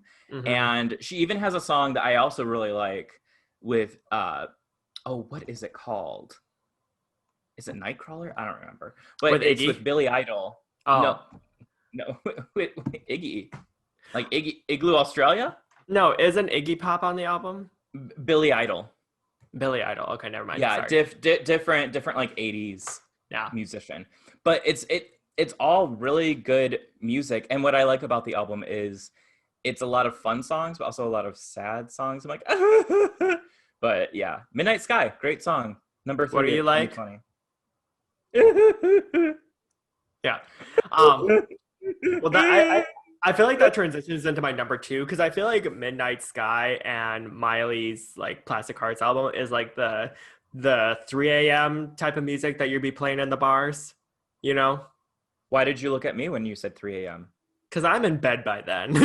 It's true. I love being. I'm a night owl. Yeah, that's like the 3 a.m. music that you listen to when you're at the bar. But my number two album of the year is literally like the height of your night out, which is Future Nostalgia by Dua Lipa. And I'm talking about the entire album. Like, I All right, then can I just like piggyback since that's your number two? Because my number two was the song "Hallucinate" by Dua Lipa. But if we want to just like talk about the whole album, let's just talk about the whole album because like the whole album, I just chose one song because I thought we were doing songs, but I wasn't sure. yeah. Well, I wasn't sure. I wasn't sure. I was like, you know me. As much as I like to say that I'm not a rule follower, that I break the rules, I definitely follow the rules. No, that's very true. That's very true. I hate that it's true like that, but it is. Future Nostalgia. I mean, it's really sad to listen to in quarantine in 2020 because there's a lot of just great escapist art that you can just listen to, like Hallucinate. Hallucinate is such a banger to me. They're all Hallucinate, Levitate, Physical, Love Again, Cool. They're literally every song. That is an album that you don't need to skip. There's no skippable songs on Future Nostalgia. Great job, Dua Lipa. Honestly, one of those things where it's like, didn't she win Best New Artist a couple years ago at the Grammys? Mm-hmm. Sometimes when people win Best New Artist, they kind of go into oblivion, and then you're like, what happened to them? And I actually think that her sophomore album is better than her first. Yeah. That's a great thing. Yeah. That's great. Oh, totally. I think that she is very well deserving of that Best New Artist Grammy. Yeah, and I just really hope that we can listen to it in full at a club soon. And I think that hope has helped me through 2020. So that's why you got my number two spot, Dua. Good for you. Yeah, same. She was my number two. Yeah. So what's your number one? So it's not really a song once again. I'm cheating. So you don't follow the rules. Rules are put in place for a reason. So my top song of 2020 is more of a moment, you would say. A transition. She is the moment. Yeah. An interlude, it maybe. Yeah. It's Chromatica 2 into 911 by Lady Gaga. Like just that 10-second alone where you hear like that the do do do do do do do do do do and then the beat drops into 911. You're just like, sorry, what was that? I'm sorry, what was that? I'm sorry, Josh, did you just make your own Christmas Gadget song? Oh, I see. I was getting a little bit of Christmas, like do do do do do do do do. Come down the chimney, I'm Santa Claus. Get on my lap, I'm not supposed to be here. What? Oh, oh my! Santa, 2020 Santa is canceled. We're all about Mrs. Claus this year. Very true. No, just the how much the gays reacted to that transition into 911. Well, and it went viral. That's the thing is it went viral and just that sound clip. So yeah. Well, and then there's so many people who remix it where it's just like Chromatica 2 into Can't Get You Out of My Head by Kylie Minogue. Chromatica 2 into like just I think someone tried to do the beat drop of I Will Always Love You by Whitney Houston. So it went and I. Just like all those random things. It was so good. I loved it. And Lady Gaga, just once again, giving what the gays want, which are just Thank you, Gaga. We just want moments. She is she is the moment. I'm just happy that Gaga's back and doing what I demand of my pop stars, which is just give me pop music. I don't want you to think. I don't want you to express yourself. I don't want you to do anything. I'm completely kidding. I'm completely kidding right now. You know, I'm okay. I'm not canceled. Okay. But the show might be. Yeah. The show All might right, what's be. your number? No. What's your number one? My number one we already kind of touched on, but it is WAP by Cardi B and featuring Megan Thee Stallion. So, I mean, I don't know what else to say besides who doesn't love a song that empowers women sexually and pisses off conservatives. Right. The fact that we were able to get Russell Brand explaining to his viewers of what the song means, to Ben Shapiro reading the lyrics out and then like trying to censor himself every other word. It's a beautiful Right. moment. Yeah. He's like, vagina. Ooh, I hate Ben Shapiro. Me Can too. 2021, can we just bring someone, I volunteer as tribute. I'll hit Ben Shapiro. Like, It wouldn't be hard. charge me like already with assault. Like, I want to hit that fucker. Mm-hmm. Anyways, don't use this in court. Let's be real. I'm not leaving my house. Right. All right. So the those were next top five. top yeah. five, the next top five that we're going to be doing is going to be the top 5 films that we watched in quarantine. Now, these films don't necessarily have to have come out in 2020 or during quarantine. They can, but they're the top 5 new to me films that have come out. So Josh, what is your number 5? So yeah, basically what we base it on is like Kyle said, these are just movies we've never seen before and we just happened to watch them in quarantine. My number 5 is actually the first movie I sat down to watch during quarantine because I was just like, well, I have nothing to do today, so might as well just put on a movie. And I was like, I want to watch something a little different, something I've never seen before.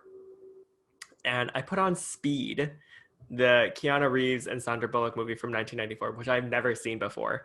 That's the one with the bus, right? Yeah, the runaway bus. Yeah. And I'm just like, I was watching it and I was just like, I don't know, like before watching this movie, I was like, how could they make a 2-hour movie about like a runaway bus? Like, how could that sustain anything? That is such a fun movie. I haven't seen it since I was a teenager, but I remember being like, wow, well, I'm never getting on a bus. Right?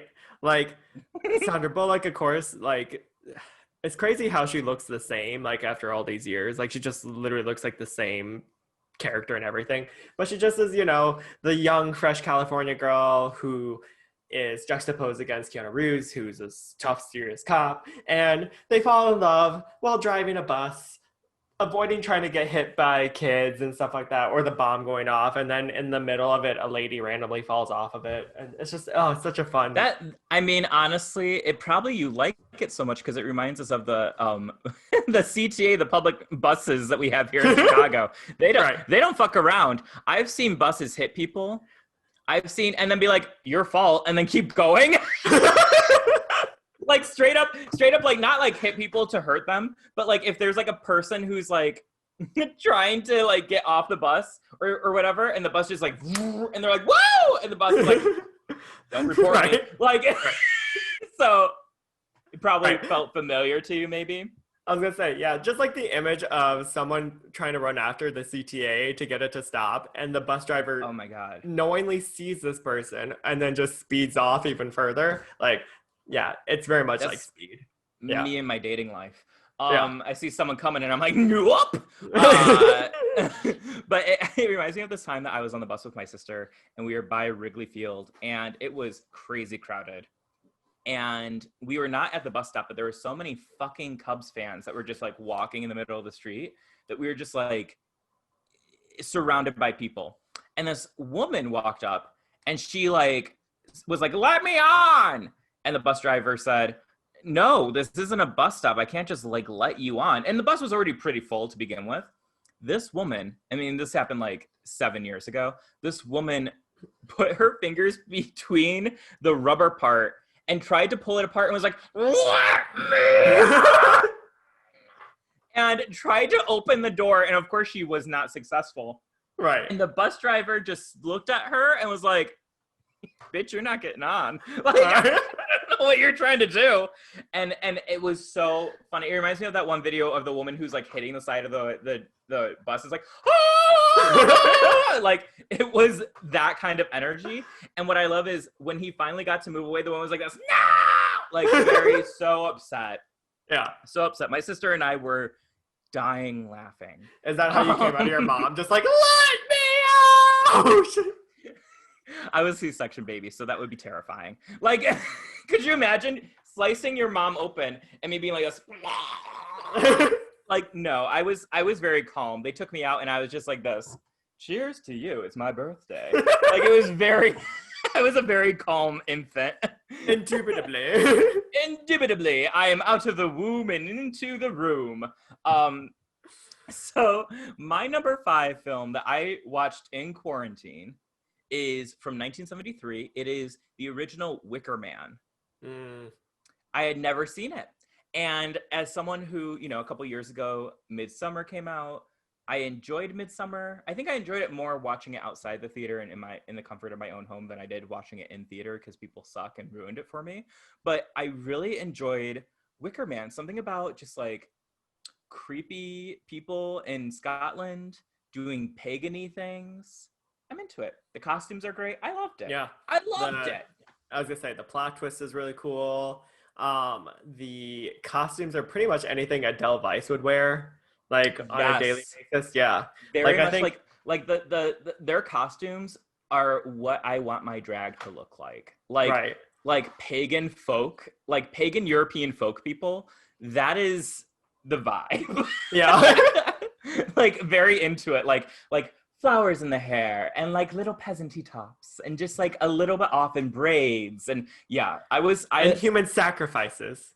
Well, we love a reveal. It's right. The performance. Speaking of, Josh, would you like to be part of my performance? I'm looking for someone. It's a one-night stint. I don't need you to ever help me perform again, but I will light you on fire and you will die. You don't have to answer now. We can talk about it later. I was like, I'm down. I'm interested. Go on. Very good. Okay, so we're doing the Wicker Woman performance. Yeah. No, but oh my God, wouldn't that be a gag? That'd be such a Wicker good Woman. performance. Yeah, Maybe. I love it. Yeah, so The Wicker Man from 1973, that was my number 5. I very much enjoyed it. I don't know if it's still streaming on Netflix. That's how I watched it. But yeah, if you haven't seen it, go watch it. It's fun. Yeah, it's a really cool film. Good time. And it's definitely I feel like it's had a great resurgence ever since Midsummer came out. But anyway, so my number 4 movie that I watched for the first time in quarantine is a classic film. Yes. Mm-hmm. A lot of people say it might be one of the best musicals of all time. And Mamma Mia. Oh. No. Sorry, I thought we were going to say it at the same time. Mamma Mia. Mamma Mia. It is Singing in the Rain from 1952. Never seen that movie before. You had never seen it? Oh, no. Josh. I know. But you loved it.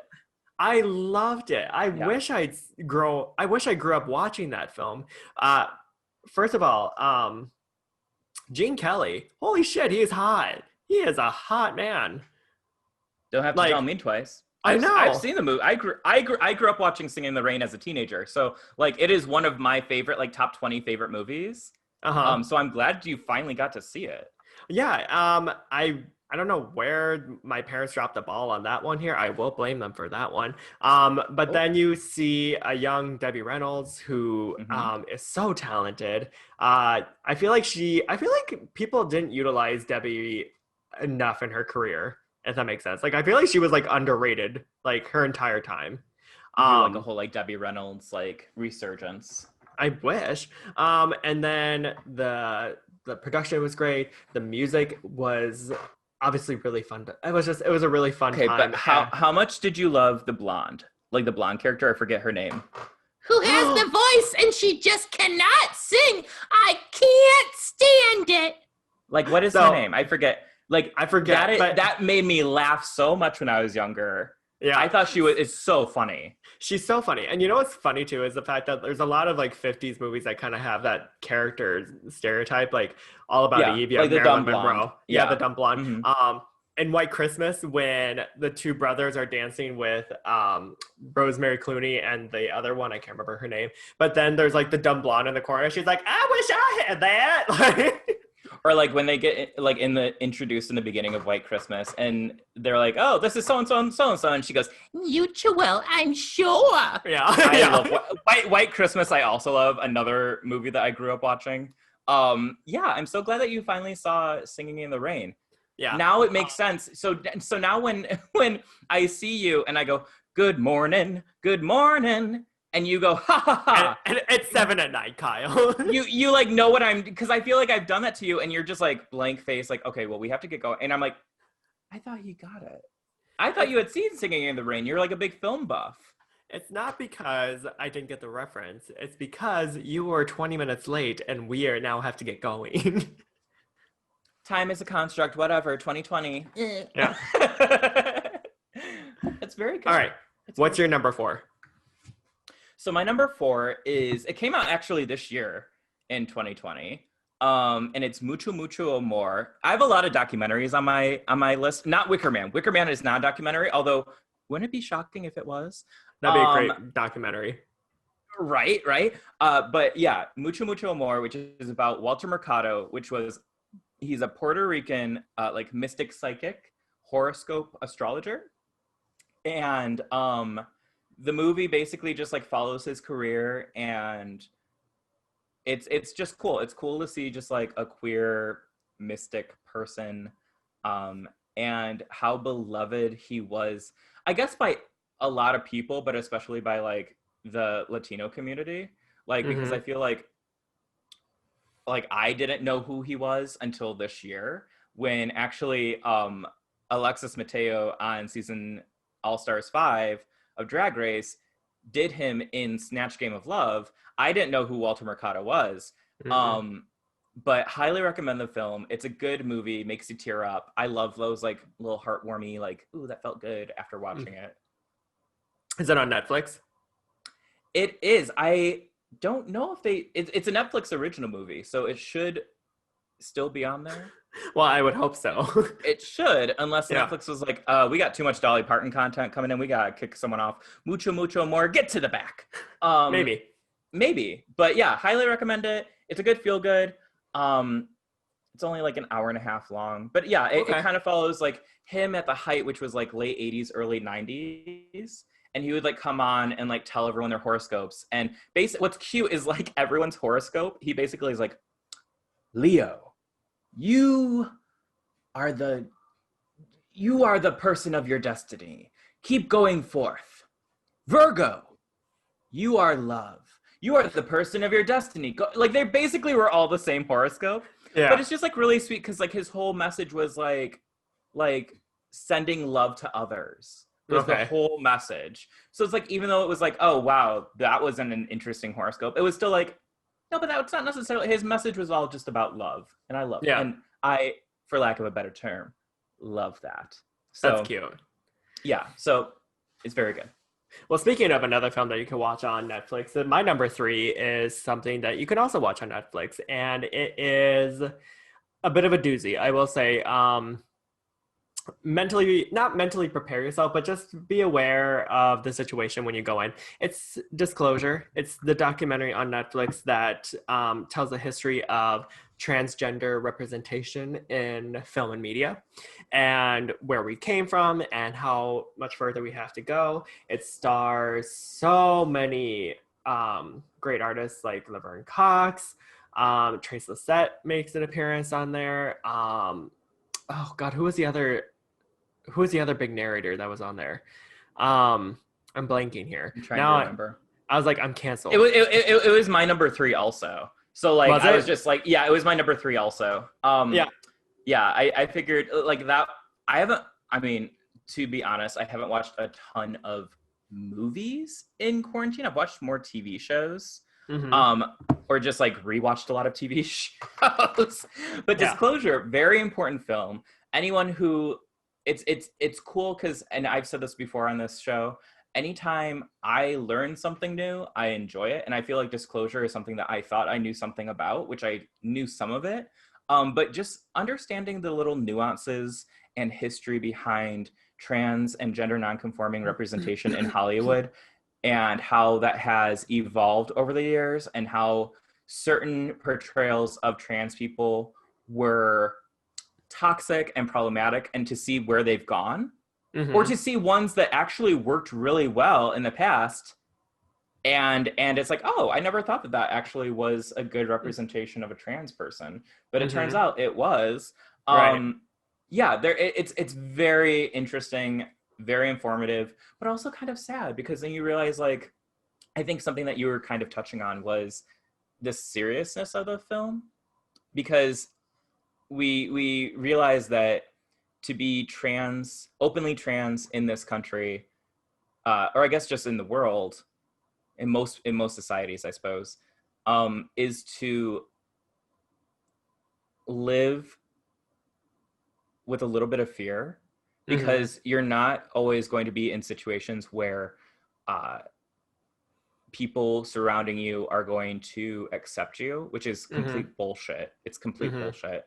I don't know how you can't just love people, but No, agreed. that's the world we live in. Yeah. Yeah, well, because like even a sad reality, like Laverne Cox was like who we all think is like a godsend at this point. Like Nat, like she is quite possibly the biggest transgender queer icon of the moment right now. And she just revealed a few weeks ago that she was attacked by or in New York City with a friend. To this day, like they still Thanksgiving.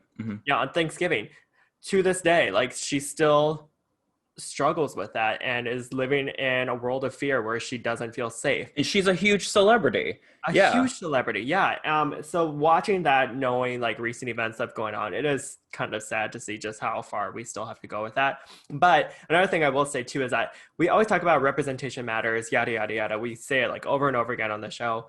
I cannot stress it enough because it does show that if you represent people truly, authentically, not as a stereotype token icon, you get to see the human side of them. It helps you grow as a person and then helps us as a society. Will that single-handedly save the world? No. Does it help? Absolutely. So yeah, 100% agree. Yeah. So that was our number 3. Sorry, I went on a little tangent there. But no, it's important stuff. Yeah. That was our number 3 film of the year that we watched in quarantine. Yes. So what was your number 2? What was my number 2? Let me look. Oh yeah. So it's not really a movie. Sorry. Breaking the rules again. I literally, my hands are clenched. So what is it? It's a YouTube channel and it's called Be Kind Rewind. Have you heard of them? No. Okay. So they are a film historian, and what they did, it's such a cool concept. They originally started by telling the stories of past Best Actress Oscar winners and the story of like what was going on at the time and how they won the Oscar and why they beat certain people and how it reflected the time that they lived in. Like they cover so many like various eras. Like they did Nicole Kidman, why she won at the height of the Weinstein era. Why did Judy Garland? What did she win for? Was it The The Hours? Yeah. I mean, that's a great film. Yeah. Another queer film. Yeah. Why did Judy Garland lose the Oscar to Grace Kelly? Why did Joan Crawford take, into her 40s to win her Oscar? Like it started off as like those really cool, like intricate stories of how they got there. And what's really impressive is that it's not just like her hot take. Like, when you watch YouTube videos and it's just like someone talking about their opinion, like us, and it's just like, okay, sure. She actually like takes film articles at the time of like people of what they said about the actresses, and then she applies it to the film. It's really cool. But now she's actually branched out to even just talking about just female actresses of like the history, how people treated them, why they're considered icons. It's so cool. It's so informative. If people are into like classic movies, the golden age of Hollywood, and really want to know more, especially about the great women of that era, check it out. She's really What is it cool. called again? It's called Be Kind Rewind. On YouTube. On YouTube, yeah. And so it's a channel? It's a channel? It's called a Be Kind YouTube Rewind? Okay. Yeah. She went out of her way. Like we all know about the Betty versus Joan drama and them trying to go for the Oscar, and then Joan Crawford accepts the Oscar for Anne Bancroft. She does an hour video on it. And it's so cool to watch because she just breaks down Betty's career, Joan's career, why Anne Bancroft actually won over both of them. It's really cool. So I'll have to check that out. That actually sounds very interesting and something I would actually watch. I think you would like it a lot, actually. Yeah, that sounds like something I would watch. Yeah. Stop! I'm making my face, aren't I? My my like intense like my thinking face. Yeah. All right, so that's your number 2? Yes, that is. Okay. I've watched all her videos many times, basically. Well, I know what I'm doing after this.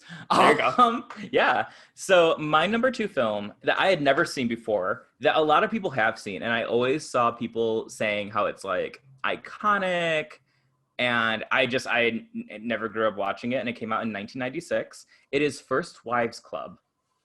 Oh, yeah, yeah. Yeah, I had never seen that, and I was like, actually have never seen it till quarantine too. Oh, really? Mm-hmm.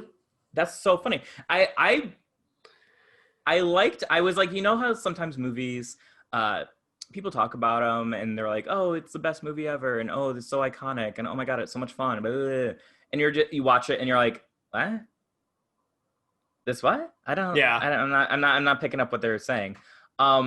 This I think actually lived up to the hype. It is very funny. The cast is great. Diane Keaton, Goldie Hawn, and Bette Midler, just perfection. Like Maggie so Smith. good. Maggie Smith, Sarah Jessica Carrie Parker. Bradshaw, Sarah Jessica Parker. I was like, Carrie Bradshaw. I mean, Carrie Bradshaw. she basically played like a precursor to Carrie Bradshaw in that movie. Truly, she was, yeah. But it was so much fun, and it has the iconic line at the end from Ivana Trump that says, "Don't get even, get everything." Yeah. So kind of an interesting, I wanted to include it as one of the films that I watched, just because, and a new to me film, because I mean, as Donald Trump is scurrying like the rat that he is, we can just like quote his ex-wife, don't get even, get everything. And you know what? I hope we get everything. Not in a weird like colonist and colonizing type situation. I don't mean that, but I mean like I hope that we get everything as in like basic human rights, like healthcare and education and maternity and paternity leave for people, and and access to healthy water and food and things like that. I hope we get everything. So that's my number 2. That's cool. No, I did enjoy the film. I thought it was very deliciously campy. It also feels like that type of movie that could easily, I don't know if it is a play or if someone adapted to a play. I feel like it is a play sometimes because you're just like watching, you're just watching 3 women like live their best lives in New York. But to go off what you're saying for my number 1, the number 1 movie that I watched in quarantine, you were talking about like how people say this is the greatest movie ever, but then you watch it, you're just like, I don't know. I will say watching this film was a pretty cool experience. My number 1 movie that I watched in quarantine in 2020 was Gone with the Wind. Oh, before or after it was taken off HBO? I'm just kidding. Right. Well, that little controversy, because people had such a controversy with it. And it was like, no, we're talking about defunding the police, not getting rid of these movies, but whatever. Right. Well, okay, to go off of that, for people who don't know, HBO Max put Gone with the Wind on HBO Max as a free stream, or one of the streaming movies. They then took it off in like the summer or on the height of the Black Lives Matter protests, and people took it as a way of being like, well, we don't mean like take off Gone with the Wind. The reason why is because it glorifies the Confederacy, slavery, and the South, and the slavery. Yeah. They put it back on, and they put a disclaimer before the movie saying like, this movie represents like, things that are outdated. We do not condone these things. Please keep in mind of the history of the film when you watch this in context. Which to me, I'm going to defend that. I think that's actually a great thing to do. I think people should. To put a precursor? Yeah, to put a precursor to say like, these are not things that we represent or condone. Please keep in mind of the context of the film and where it was at the time. I can't remember if it's true or not, but I think they're putting Song of the South on Disney Plus, and I think they're also going to put a huge disclaimer of that too. But I think it's important. I think it's important to see movies like that and to see where we were back then. In my opinion, I don't know, maybe that's a hot take, but I think that it's important to watch movies like that and to see like, okay, this is clearly a very outdated viewpoint. Have we learned from this? Have we grown from this? And if we haven't, what can we do to grow from this, But sorry, that was just a quick hot take. I will say Gone with the Wind, beautiful film. Vivien Leigh, oh my God, so iconic. Very pretty. Yeah, Olivia de Havilland just constantly being like the Stepford wife of all Stepford wives, and just being like, everything's fine. And then Yeah, it's a great film. I will say that. Clark But Gable. I mean, well, frankly, my dear, I don't give a damn. My number one is just kidding. I watched it once and it's very long. it is long. I was gonna say we started watching it at like 5 o'clock that day, and we didn't end until like 10:30. So yeah, it's a long movie. It's a long movie. I watched it once. Is it beautiful? Yes. Is there racially insensitive moments in the film? Yes. Is it well acted? Yes. Is it worth watching? Yes. I think it is worth a watch. Mm-hmm. But I haven't seen it since I was like 14. So like maybe I should rewatch it. I don't know. Maybe 2020, 2021. Maybe Yeah. I'll be rewatching Gone with the Wind. Watch it with a disclaimer.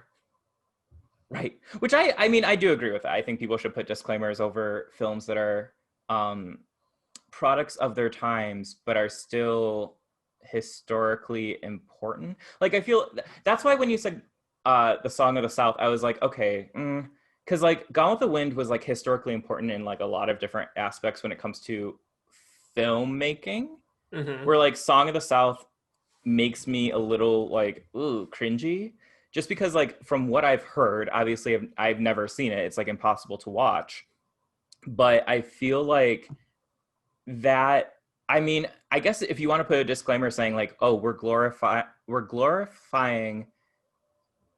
slavery and we're making it into like A that it teachable wasn't so moment. bad. I guess if you wanted to use it in like a in like a historical context, I just worry that I don't know. To me, and maybe it is very important, but like Song of the South just doesn't seem like historically as important of a film as like Gone with the Wind is. Sure. Does that make sense? But maybe Yeah. that's also because like we don't have access to it. Maybe if I watched it, I'd be like, oh yeah, no, people should use this as a teachable moment. But maybe that's, I don't know. If that's all that it is, then is it worth having it on a streaming service? I don't know. That's a larger discussion. It just got me thinking. You got me thinking. So good for you. You got me, gal. I don't do. You got me, gal. I don't think often. So my number one also came out in 2020 and is also a Netflix film. And it is also a documentary. So we have three documentaries on here for me. So if you ask me what my favorite genre of film is, Nonfiction. I would say science fiction. Oh, But no, no. This film is called Circus of Books, and it's very cute. It's about this old straight couple who run a gay porn bookstore in LA, and it's a documentary about like why them as like this little old couple would be running the store when they have like 3 kids, and it just seems like the most like strange thing why they would be the ones owning this gay bookstore. But it was just very sweet, and it showed just kind of like how Alaska from RuPaul's Drag Race Mm-hmm. is makes a cameo in the film because she worked there years Mm-hmm. ago, and it just shows like how kind of like the idea of like what's the word I'm looking for? Surrogate. It's like this older couple. Sorry, I was like, what's that thing that Kim Kardashian had and she had a baby? I'm watching a lot of Kardashians also. A surrogate. Oh my god. How That was this older funny. couple, Jesus Christ, this older couple becomes like surrogate parents to these like queer young people, and how like unfazed they are by the sexuality component of this business. And I'm like, this is so sweet. Like it's just a very sweet movie, made me tear up. And I definitely recommend it. It's like a very sweet, like I mean, I wouldn't necessarily say like, oh, watch it with your parents, because I don't know everyone's parents. I Mm-hmm. don't know if they would be cringing at seeing dildos and vibrators on the screen and cock rings and talking about glory holes and all these other things. Wow, Josh, Christmas came early for you, honey.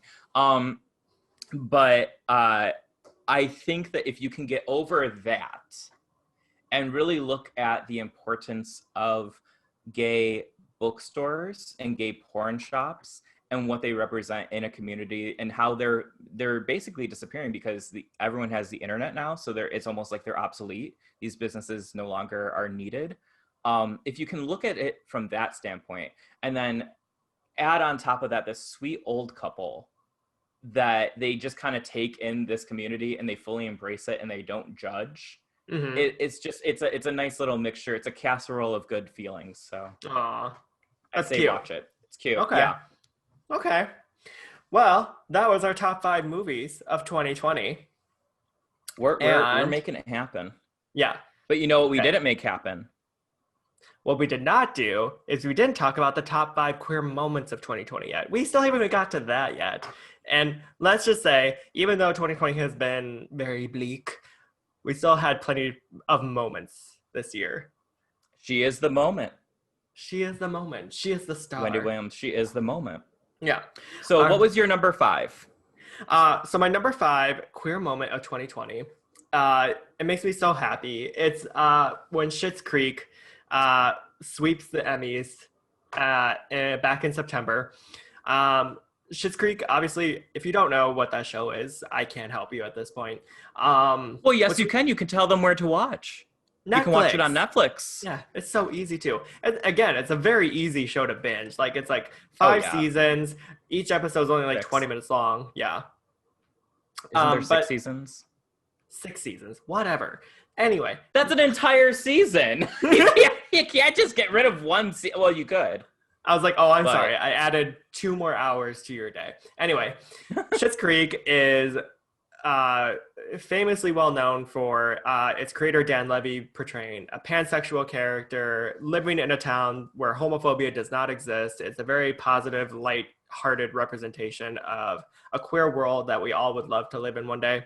And I feel like their show was kind of like, it went on to like this sort of trajectory where just after it hit on Netflix, like everyone just starts talking about it and everyone loves it. And rather than killing that hype like a lot of American TV shows did, this is a Canadian show, they ended right where they should, right at the peak of 2020. Everyone gets a happy ending. And all 4 of the lead actors, Catherine O'Hara, Eugene Levy, Dan Levy, and Annie Murphy, won Emmys for their acting, which I think are all very well deserved. It's well deserved. On a large like American platform, yeah, it's well deserved. So very very happy for them and the whole shebang. Schitt's Creek is super cute. Yeah, agreed. All right, what's your number 5 moment of the year for queers? So my number 5 queer moment of the year is Rihanna's Fenty fashion show that she had. I haven't seen it. Highlighted. It's good. Just like Amazon Prime, it's very good. But I just loved it because like it's super diverse. Like not only does she include queer people, and especially like, you know, as Drag Race fans, like she had Shea Coulee, Gigi Goode, Jada Essence Hall, like walking in the show. She also includes like just a diverse look of people, I guess. Like there's like every age group, every body size, every skin color. Like it's very inclusive. And I feel like that's the future of fashion, is it should be inclusive. And I'm so tired of like every model looking the same. It's like, no, like show me different. They don't even have to look like me, but like show me someone who is just like different and like bringing it. It's great. I highly recommend it. It was nice to see. Okay. Yeah, that's a nice juxtaposition, because I feel like when you watch a show like America's Next Top Model, which was supposed to be like breaking the norms of what fashion says, even though there was a very problematic show in itself, and then you see like something like Rihanna's show, you're just like, we're like, yes, this is how you do it. Yeah. No, Rihanna, literally, she's Queen Rihanna for a reason. Like, yes, her music, all that other good stuff, but I cannot stress enough what she has done for not only like the fashion industry, but the music or the makeup industry, because like she was the first one to have such a large encompassing foundation for all different skin colors, and have it available, which it forced other companies, other like drugstore companies, to start creating foundations that are a wider range, as opposed to like you know, 5 white or tan colors and like 1 like darker skin color. That was because of Rihanna. I mean, like even fucking Kylie Jenner, when she released her beauty line, she had a wide range. I mean, I don't know. We're not talking about her products. I don't know her products. I don't know her. But you know, it's forcing everyone to just be better. So I'm hoping that like the Fenty fashion show is going to show either lingerie or just fashion designers in general to just be better. Like you can be better and you should be better. Right. Like why wouldn't you want to like reach for that? Like why wouldn't you want to try to be more encompassing? Because at the end of the day, if you include more people, you can then sell more products. In a way, capitalism wins. Right. Right. It's one of, I mean, like fuck capitalism, but it's one of the few things that I'm like, yeah, no, that I can appreciate it. Like I'm like, yes, good for you. So yeah, that was my number 5. Okay, awesome. So my number 4 top queer moment of 2020 is in North American RuPaul. We've had 3 people of color win this year. So RuPaul's Drag Race, though it does have a very great diverse group of queens, the winners for a while, it seemed like it was very much like a reoccurring theme of just like a white queen winning over someone that may have been more deserving that's a person of color. That's just my hot take. But this year we got to actually see women of color win RuPaul's Drag Race. First we had Jada Essence Hall in season 12. One of my favorite queens ever. Love her. Beauty. She is the moment. She's the essence of beauty. Yeah. We had Shea Coulee, her redemption story in All Stars 5, which made me so happy. Satisfying. Yeah, it's so like satisfying. Yeah. Like one of the best storylines I would say on RuPaul's Drag Race is Shea Coulee's. Yeah, just it's a nice arc. It's the perfect arc. Yeah. Exactly. Yeah. And then we had Priyanka from Canada's Drag Race, first winner. And honestly, like you called it from day one. Priyanka was the one to watch, and I'm very. What do I always say? What do I always say? I'm gassy. No, the other thing I always say. Oh, sorry. I'm always right.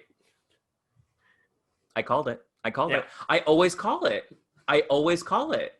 I mean, even with Jada, we saw Jada and Heidi perform at Black Girl Magic that Vixen puts on here in Chicago, and I was like, we should see them. Yeah, we need to see them. Did. And then they both, I mean, even Heidi won Miss Congeniality. It's the first time that 2 Black queens have both won both titles in the show. And if we even go across the pond, not to UK, but to Holland, there's another queen of color that won. Sorry, that was my dog. That was the chair. Another queen of color who won, MB Peru, won Drag Race Holland. So just like making it happen, making it work, it's wonderful. Agreed. I am very happy with this selection of winners of the Drag Race franchise, I guess you would say. And I just hope that in 2021 we continue this trend of just seeing great queens winning what they deserve. And I want American Drag Race to take a cue from like international franchises, because not only did we get Priyanka for Canada's Drag Race, we also got Alona Verley, which is the first Indigenous Two-Spirit identifying person in the franchise history. That's huge. And we also got the first bearded queen, Madame Madness, for Holland's Drag Race. So that's like, true. Come on, America, like bring on, just keep making it more and more diverse. I don't know why you can't do that. Right, exactly. Like, yeah, I'm not even going to like beat the dead horse over that. I will say exactly. We need more. Who are you calling a dead horse? We need more diversity. Take a page out of Rihanna's book. Just include everyone. Well, and I'm going to piggyback off of talk about drag queens. My number 4 was when quarantine started, all these drag performers that had, their weekly shows or their monthly shows at bars and things like that, they went digital, and they really started a whole, I don't want to call it, it's a movement of people being like, okay, you can still enjoy drag digitally. And I think that's a great thing. I mean, it does feel a little bit like burnout. It's been like so many months, but I really enjoyed watching like Bitch Pudding, who won season 2 of Dragula, would do a digital drag show and included tons of different people. Details with Dita Ritz. She does a drag show. She just did a drag show. And the entire cast, it was all drag kings. Yeah. Minnie Pearl Necklace, another Chicago queen, did Not a Contact Sport as a digital drag show, and actually Rolling Stone highlighted them when it all started up. And then we cannot, forget the Vixen doing Black Girl Magic, and it's just this wonderful thing because like in the past, drag, you'd have like a handful of drag performers come in to do the show, or with like local performers. But making it digital, it's been kind of cool to see drag performers from all over the world and all different genders and ages. So it's very cool. It's like if you have internet and makeup, come on, like it's fun to watch. So just like one of those things where drag queens have always been at the forefront when it comes to the queer community, and they continue to be. It's like they just like they're the trailblazers. They're the trailblazers. Yeah, it's like quarantine happened and they were like, oh, we're not going to let that get us down. We're going to keep people's spirits high and doing this content. So digital drag. And then it's also like you have so many like possibilities with that in the future. Like when we do go back to bars and if for whatever reason like someone gets booked and they can't do it, like I would totally be fine watching a projection of someone doing a performance from somewhere else. And like I would still throw money at the empty stage, and then you could just Venmo them the amount. Like I'd totally be down for that. I don't know. And then you would scurry up to the stage and be like, I'm gonna take my money back. I do like the idea of like, because like in the past, you're always like tipping the girls, holding out money as they perform. But I do like the Venmo, PayPal, Cash App situation. I feel like less, because then they can just focus on performing. Right. So it makes it it's better on a lot of different levels, and you don't have to touch dirty money. Exactly, because who wants to do that? All right, so my number 3 queer moment of 2020 is again bragging about how Kyle and I just predict so many different things and just how we're ahead of the culture. Yeah, like people might be the moment, but we tell people what the moment is. Just saying. And it is friend of the pod, Nikki Blonsky, coming out as gay during Pride Month this year. Now, for those of you who remember, we had Nikki Blonsky shout us out in a cameo video. We gladly put down some money for it. She was totally compliant to all the requests that we've given to her. And then little did you know, a month later, she comes out as gay herself. Coincidence? Because she listened to the podcast. She listened. Exactly. She said, cheer. She did the cameo and she said, cheers, queers. I think she forgot that part at the end, so she added it. But I think she listened to the podcast. I'm full of myself enough that I think Nikki Blonsky is able to be her true self. Can I just side note though, one of the funniest things, and I know people have talked about this online, one of the funniest things that I have thought about recently, and if I find the video, we'll post it on our Instagram, is when Nikki Blonsky was at some convention in West Virginia. Have you seen this, Josh? Mm-mm. Have you seen this in her Instagram story? It is so funny because I feel like she's being serious, but it's no, this is camp. Because she's this is a beautiful hotel room, and it's the most average looking hotel room. And then she shows the TV and she's I don't know anyone who needs a TV that big. And it's an average size TV. And she's let's look over here. Let's look over here and look at this beautiful. And she goes through the window screen, or not window screen, but the window blinds. And she's now look at that in West Virginia. And it's a couple of trees next to the expressway. And she's so serious. It's so genuine of her being beautiful. It is so funny to me. And then she goes on to be look at this food. And it's a styrofoam takeout container with some biscuits and gravy in it. He's I didn't know food could be like this. And it was it is the most wild, manic energy and I enjoy it so much. So shout out Very Nikki fitting. Blonsky. It's very funny. So now she's gay. So like maybe she was being campy. I don't know. I mean, I Yeah. also think it's considering the fact that Nikki Blonsky is gay. I also like feel like that is 100% on brand and tongue in cheek enough to be like, I see you, girl. Like, See, but like I don't think she realized how funny it was. Like I think she was just being like, "Wow, thanks for putting me up in this hotel, beautiful West Virginia," and it was like, that's just a tree, Nikki. right. And that's a styrofoam container with cold biscuits and gravy. She goes, "This is the most delicious food I've ever had." It is so funny. I don't know. It's just. If we can find it, we'll post it. Oh yeah, I will for sure find it. Don't worry. Okay. So my number 3 is kind of like a larger issue, but I'm going to pinpoint one person, and it's the controversy surrounding Ellen DeGeneres. Because when we talk about like the biggest queer moments of 2020, it doesn't necessarily have to be good things. But Ellen DeGeneres and her staff have come under fire, as many people know, over the treatment of members of their staff and also different celebrities. And I feel like this just goes into a larger conversation of kind of like never meet your idols. But there's like a lot of like queer celebrities behaving badly or behaving in ways that are just kind of bummers. I look back, like we just did the, looking back at our first season, we speak so highly of Ellen DeGeneres. We speak, I wouldn't say super highly of RuPaul. Like I think we were already kind of aware of RuPaul's like transphobic fracking behavior. But someone also recently, just to kind of like, tag along with problematic queer celebrities, is Karamo from Queer Eye. Have you seen all this bullshit lately? I'm so over him. Yeah. Like first it was the Sean Spicer on Dancing with the Stars, him defending Sean Spicer and being like, oh, he's like a cool guy. Fuck off, Karamo.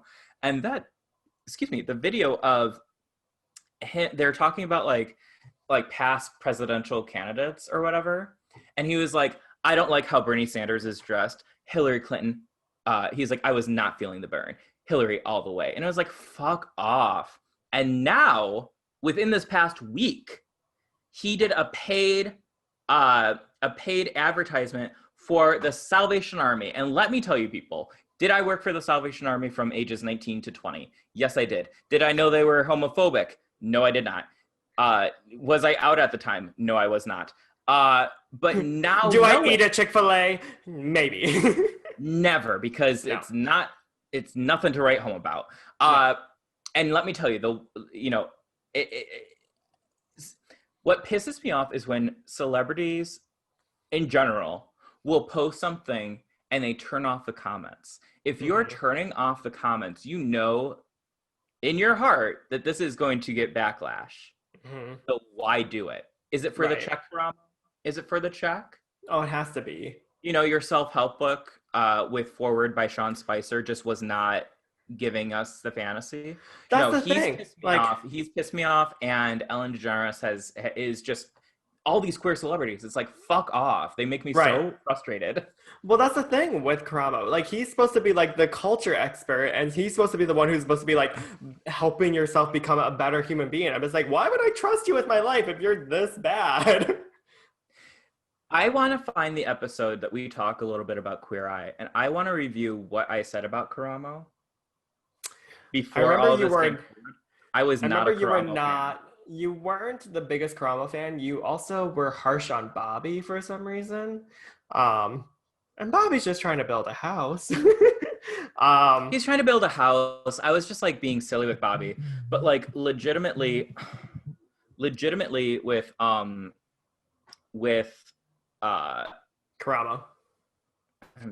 I'm so sorry with Karamo. You there? Yeah, what's happening? Oh, okay. You just like oh, maybe you weren't paused. I was waiting for you because you were just like. Oh my God! Sorry, I thought you were paused, and I was like, oh no, the interwebs. No, but yeah, no. Karamo is just like, I said that I would not want him to give me advice, because he's too intense. You Yeah. want to know what his zodiac sign is? Scorpio. Scorpio. Yeah. Now, I'm not saying that all Scorpios, but I'm saying, he's a Scorpio. You know what Ellen DeGeneres is? A Scorpio? Aquarius. No, I'm just kidding. Oh. I was just, because it just proves that, zodiac signs don't have anything to do when you're just being shitty. But yeah, no. So like, hopefully we continue as a society to come to terms with problematic celebrities, even within our like LGBTQ community. Exactly. Well, I'm going to highlight a queer celebrity that isn't problematic. Someone who is going on a little journey of their own that I am very proud to have been a fan of theirs for a long time. Elliot Page comes out as transgender a couple weeks ago. Yeah.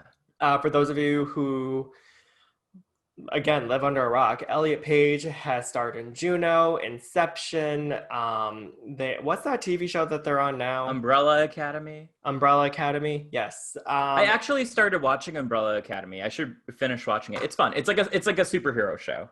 Yeah. Okay. Yeah. It's fun. It's really cool. Just seeing Elliot Page, I'm always for seeing celebrities kind of go through this transition where they just become queerer and queerer every year. And it's just like, I'm so happy for them because that means they get to live their true, authentic self. Elliot Page, I think, is a great actor. I think that he isn't utilized enough, and maybe this will open the doors for him to be an even bigger star than he already was. I mean, he's already nominated for an Oscar for Juno. Right. Yeah, so what else can they do? Maybe they'll be nominated for an Emmy for Umbrella Academy. Long story short, I'm very happy. Why not? Yeah, very proud. They gave an open letter with their announcement that I thought was very heartfelt and touching, and it highlighted so many various things that I wasn't expecting him to talk about, but like also like the privilege of being a celebrity coming out as a transgender, and also the amount of violence that is against the transgender community, particularly people of color. So great for you, Elliot Page. You are a great advocate, and I'm so happy for you. Congratulations. Yes, air kisses to Elliot Page. Yes. Yeah, I was very excited for them too. I think that's, it's a good thing, as Martha Stewart would say. Yeah. So my number 2 is just an anniversary of sorts. It is the 50 years since the first Pride Parade was back in June. And since we were all, quarantined, we're in the middle of a pandemic, and then police brutality against Black people has sparked a lot of, reckoning with oneself and proximity to white supremacy and white privilege and just racism in general. It was cool to see how Pride was celebrated in different cities. I know New York and Chicago definitely did something. And it kind of recentered the narrative back to what it originally was, which it recentered it to being about trans people of color. So it's just a nice kind of like, I don't want to say a full circle, but I feel like Pride this year was the most appropriate Pride, unfortunately in a lot of ways, but also fortunately because it reminds us how important it was all those years ago. Yeah, I feel like, it's funny because I think of Pride last year, which was a fun time, don't get me wrong, but the parade itself kind of felt a little disconnected from reality because a lot of it was about like love is love, lots of balloons, lots of like dancing and stuff like that, which I'm all for. But then there's like love is love, balloons, dancing, all important. Right, but be yourself, all important. Yeah, exactly. But I also feel like the importance of Pride is to highlight, again, like what you said, the issues at hand of what we need to actually be fighting for, who we need to be protecting, who do we need to be uplifting. And I agree. Though it was not the most ideal of situations, I do feel like Pride this year is celebrating in the streets, uplifting voices, supporting voices that have helped us in so many ways. I think weirdly was heartfelt in a lot of ways, and I'm very appreciative of it. So I'm glad you said that, because I wasn't sure if I should feel that way, but I did. I was just like, I'm very appreciative of this moment.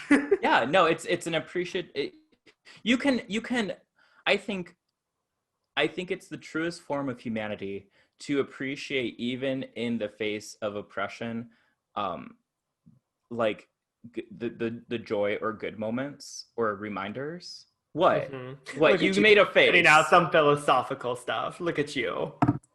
Bitch. I may be goofy, and I may be wearing a Santa hat that is too small for my head. That kind of looks like I have a gray wig on top of my hair. But I'm also very smart. I swear I'm smart. I'm smart, damn it. No, I always think it's funny when people say like, oh, I'm a smart person, because usually they're not smart. But I swear I am smart. Right, thank you. Thank you for laughing. Yeah. I'm not smart. I just speak from the heart. Well, I was going to say, and as a smart person, I agree with you. We are smart. SMRT. Smart. Exactly. All right. So I'm glad you said that, as that was your number 2, right? That was my number 2. Mm-hmm. Okay. Well, just to piggyback off that, to make my number 1, it's the rainbow wave of the politicians that we voted into office into 2020. I will always celebrate that. I know, granted, I feel like people's personal relationships with politicians are obviously, they differ. Some people don't like that we put people on pedestals, and I totally understand that. I think that is a very correct view of a correct point of view.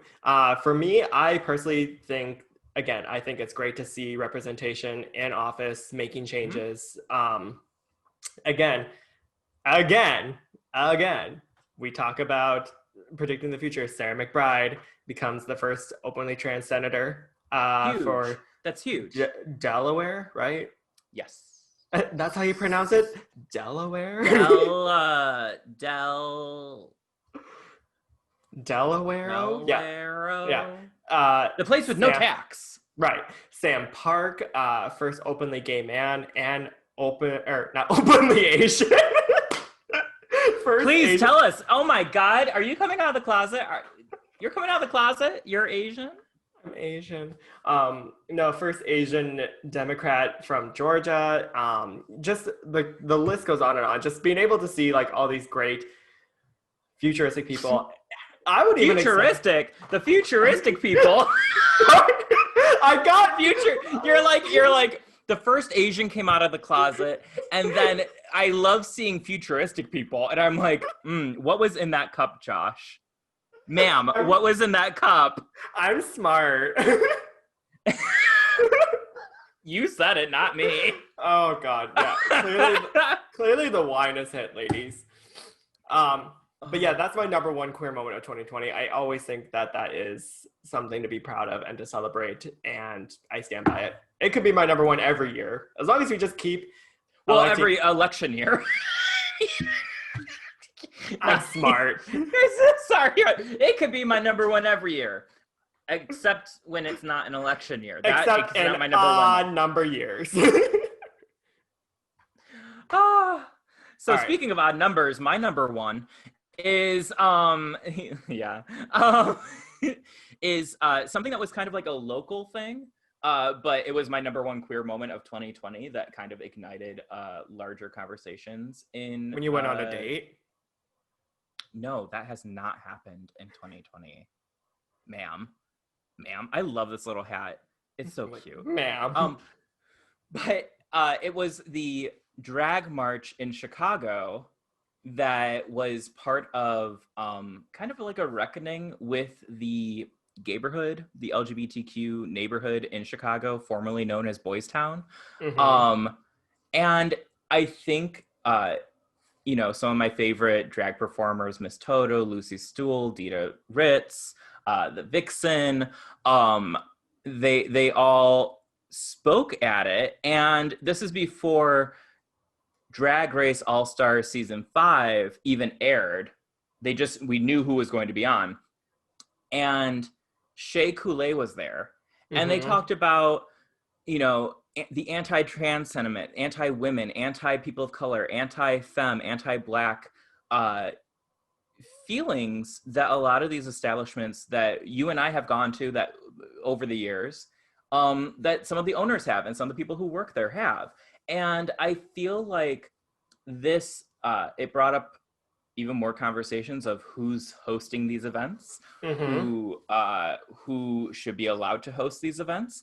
And it's become kind of a national thing, because now even like they're doing it in New York, they're doing it in LA, and they're like, okay, why is that racist person running this drag competition? Why are these racists running this gay bar? Like, it's like, why are we not why don't we play rap and hip hop at the bars? It's like, even something as small as that, the conversations are being had and people should be held accountable. And there needs to be some atoning. But when Shea Coulee went up to the microphone, let me tell you, I have not gone to church in a hot second, but being at the drag march and not only hearing a lot of drag performers, but also like trans women, like Zola in Chicago. Sorry, I just like short-circuited in my brain.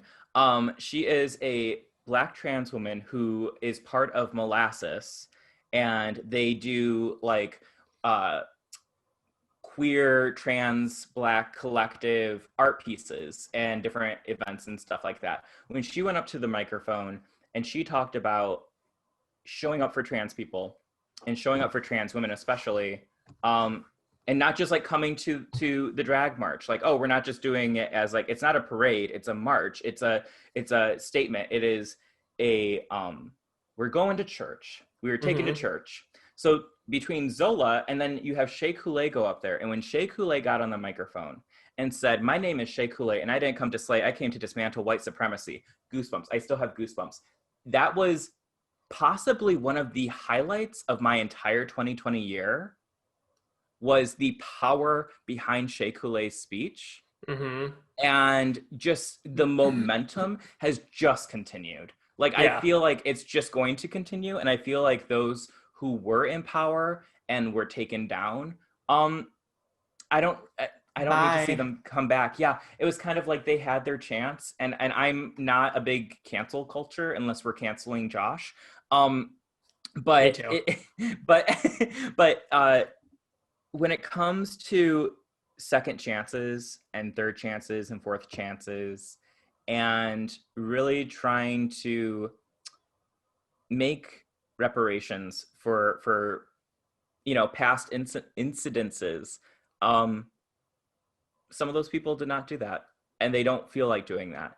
So any kind of, they might pop up on social media, but when the bars open again, and if we get back to some sort of semblance of what we were before, even though I don't think that's ever going to happen necessarily, I don't need to see them. No, we don't. I agree. We don't need to see that dinosaur. So, and let me just say, Chicago drag did that. Black Chicago drag did that. So yeah, it literally the best drag. I know everyone says that their city has the best drag performers, but Chicago legit does. Like, they just do. Yeah. So that was my number one, was the drag march. Great. Yay. I think that was a great way to end it, because that did bring up a lot of important issues that we all talked about throughout the entire episode. Representation, drag, uplifting voices that are still suppressed even to this day in 2020. I think, weirdly enough, even though it's been a very tragic 2020, and even though it's been very hard to, I don't know, I guess keep a sense of like positivity during this time frame, one thing that I think is necessary is the fact that a lot of Band-Aids that were covering a lot of deep wounds were finally ripped off in 2020. Now, does that make that okay?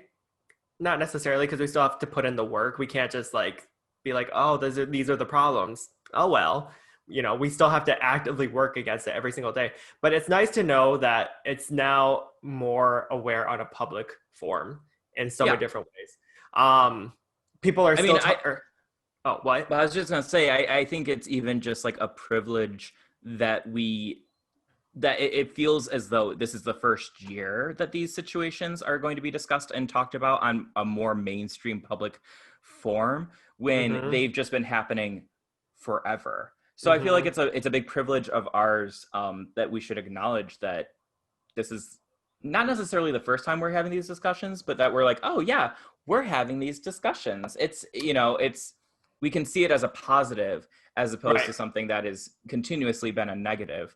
But hopefully some positive comes out of this. Me too.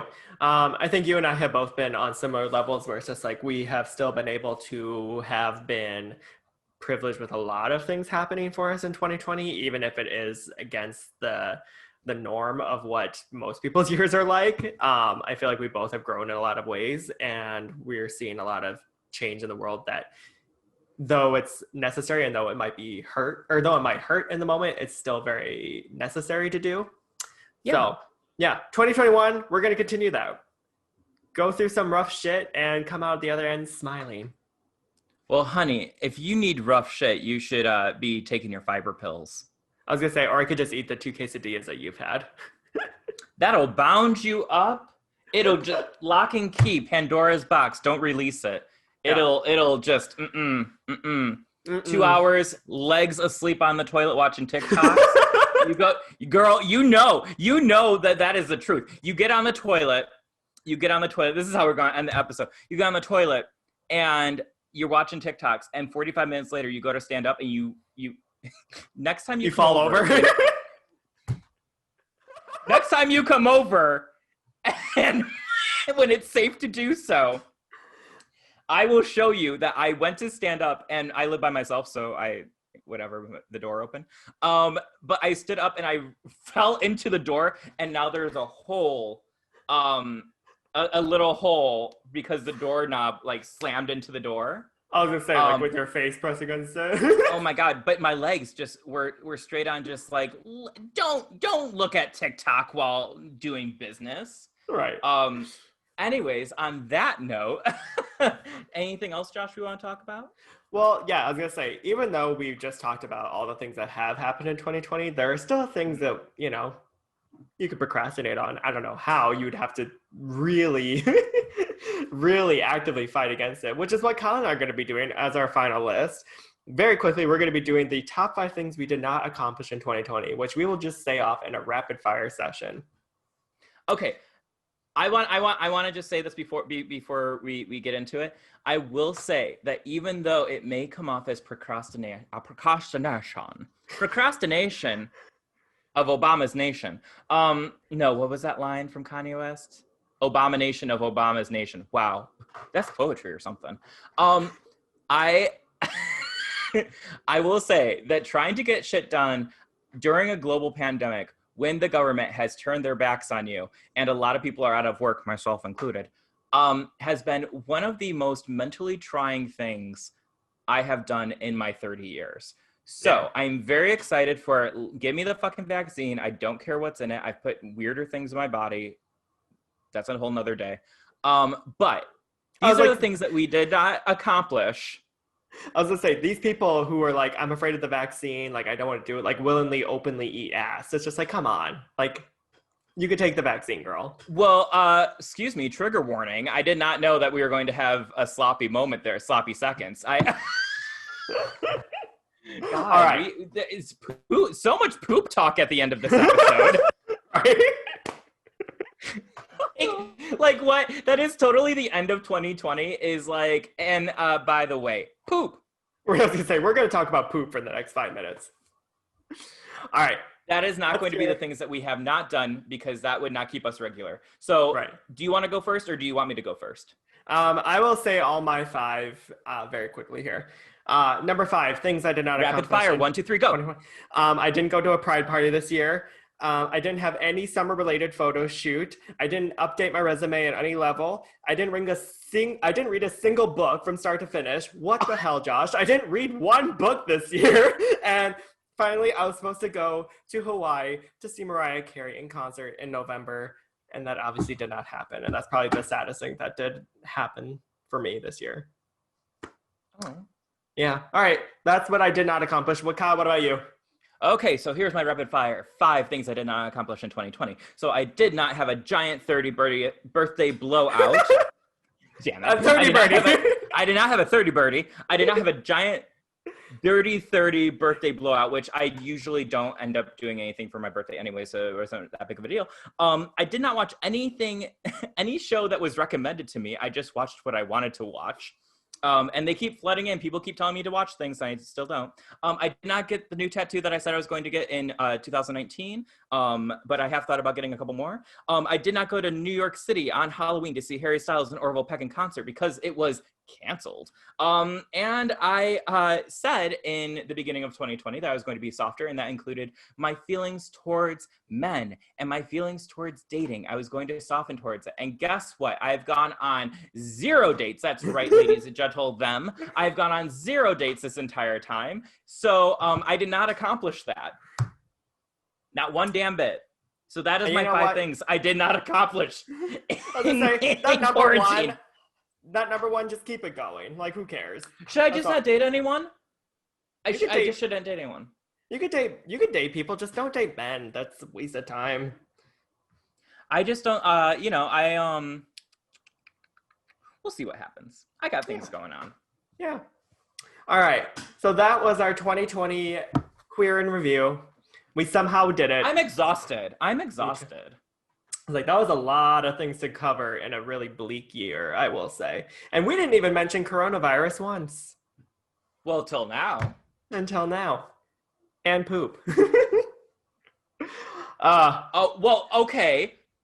That's a full thing. Because when coronavirus was a thing, I mean, it still is a thing, but when it was like first on the scene. When she was the moment. You couldn't get toilet paper anywhere. Luckily, I always have toilet paper, but could you imagine? I literally looked around and I was like, am I gonna have to start using like some cardstock?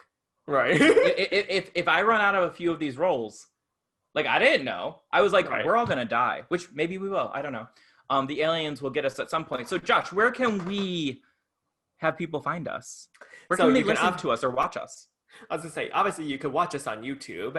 Just type in Fear the Queer Podcast. We are the first thing that pop up there. You can also search for us on Spotify, Apple Podcasts, and SoundCloud.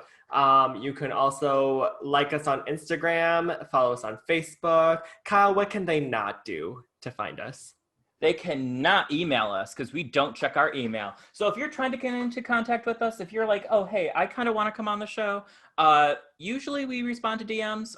We've been kind of lackluster about that because it's 2020 and we're just trying to get back into the grand scheme of things. But in 2021, we are looking forward to inviting more people on the show. Mm-hmm. So that, it's Josh and I talking, but maybe we'll have, someone else.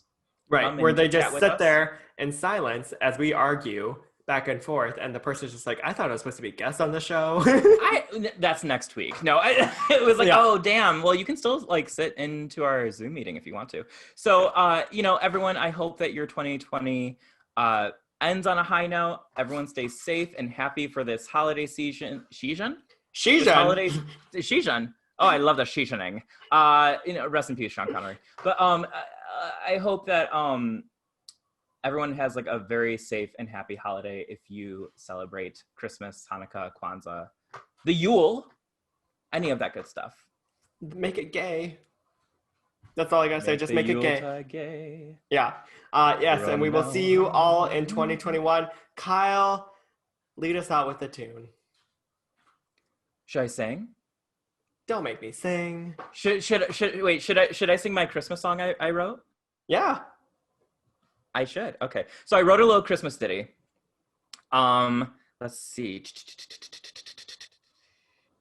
It's called I'm a Homo This Christmas. And I'll be doing it a cappella. I'm a homo this Christmas. It's all queer to me. If there's snow, I will still go and get an iced coffee. I'm a bit of a lounge lizard. Mom and Dad will tell me not everything's a kiki. I'm a homo this Christmas. It's the only way I can be. Stand for applause, And on ladies that- and gentlemen. And on that note, bye. Bye. Why are we clapping? For you. For you. And you.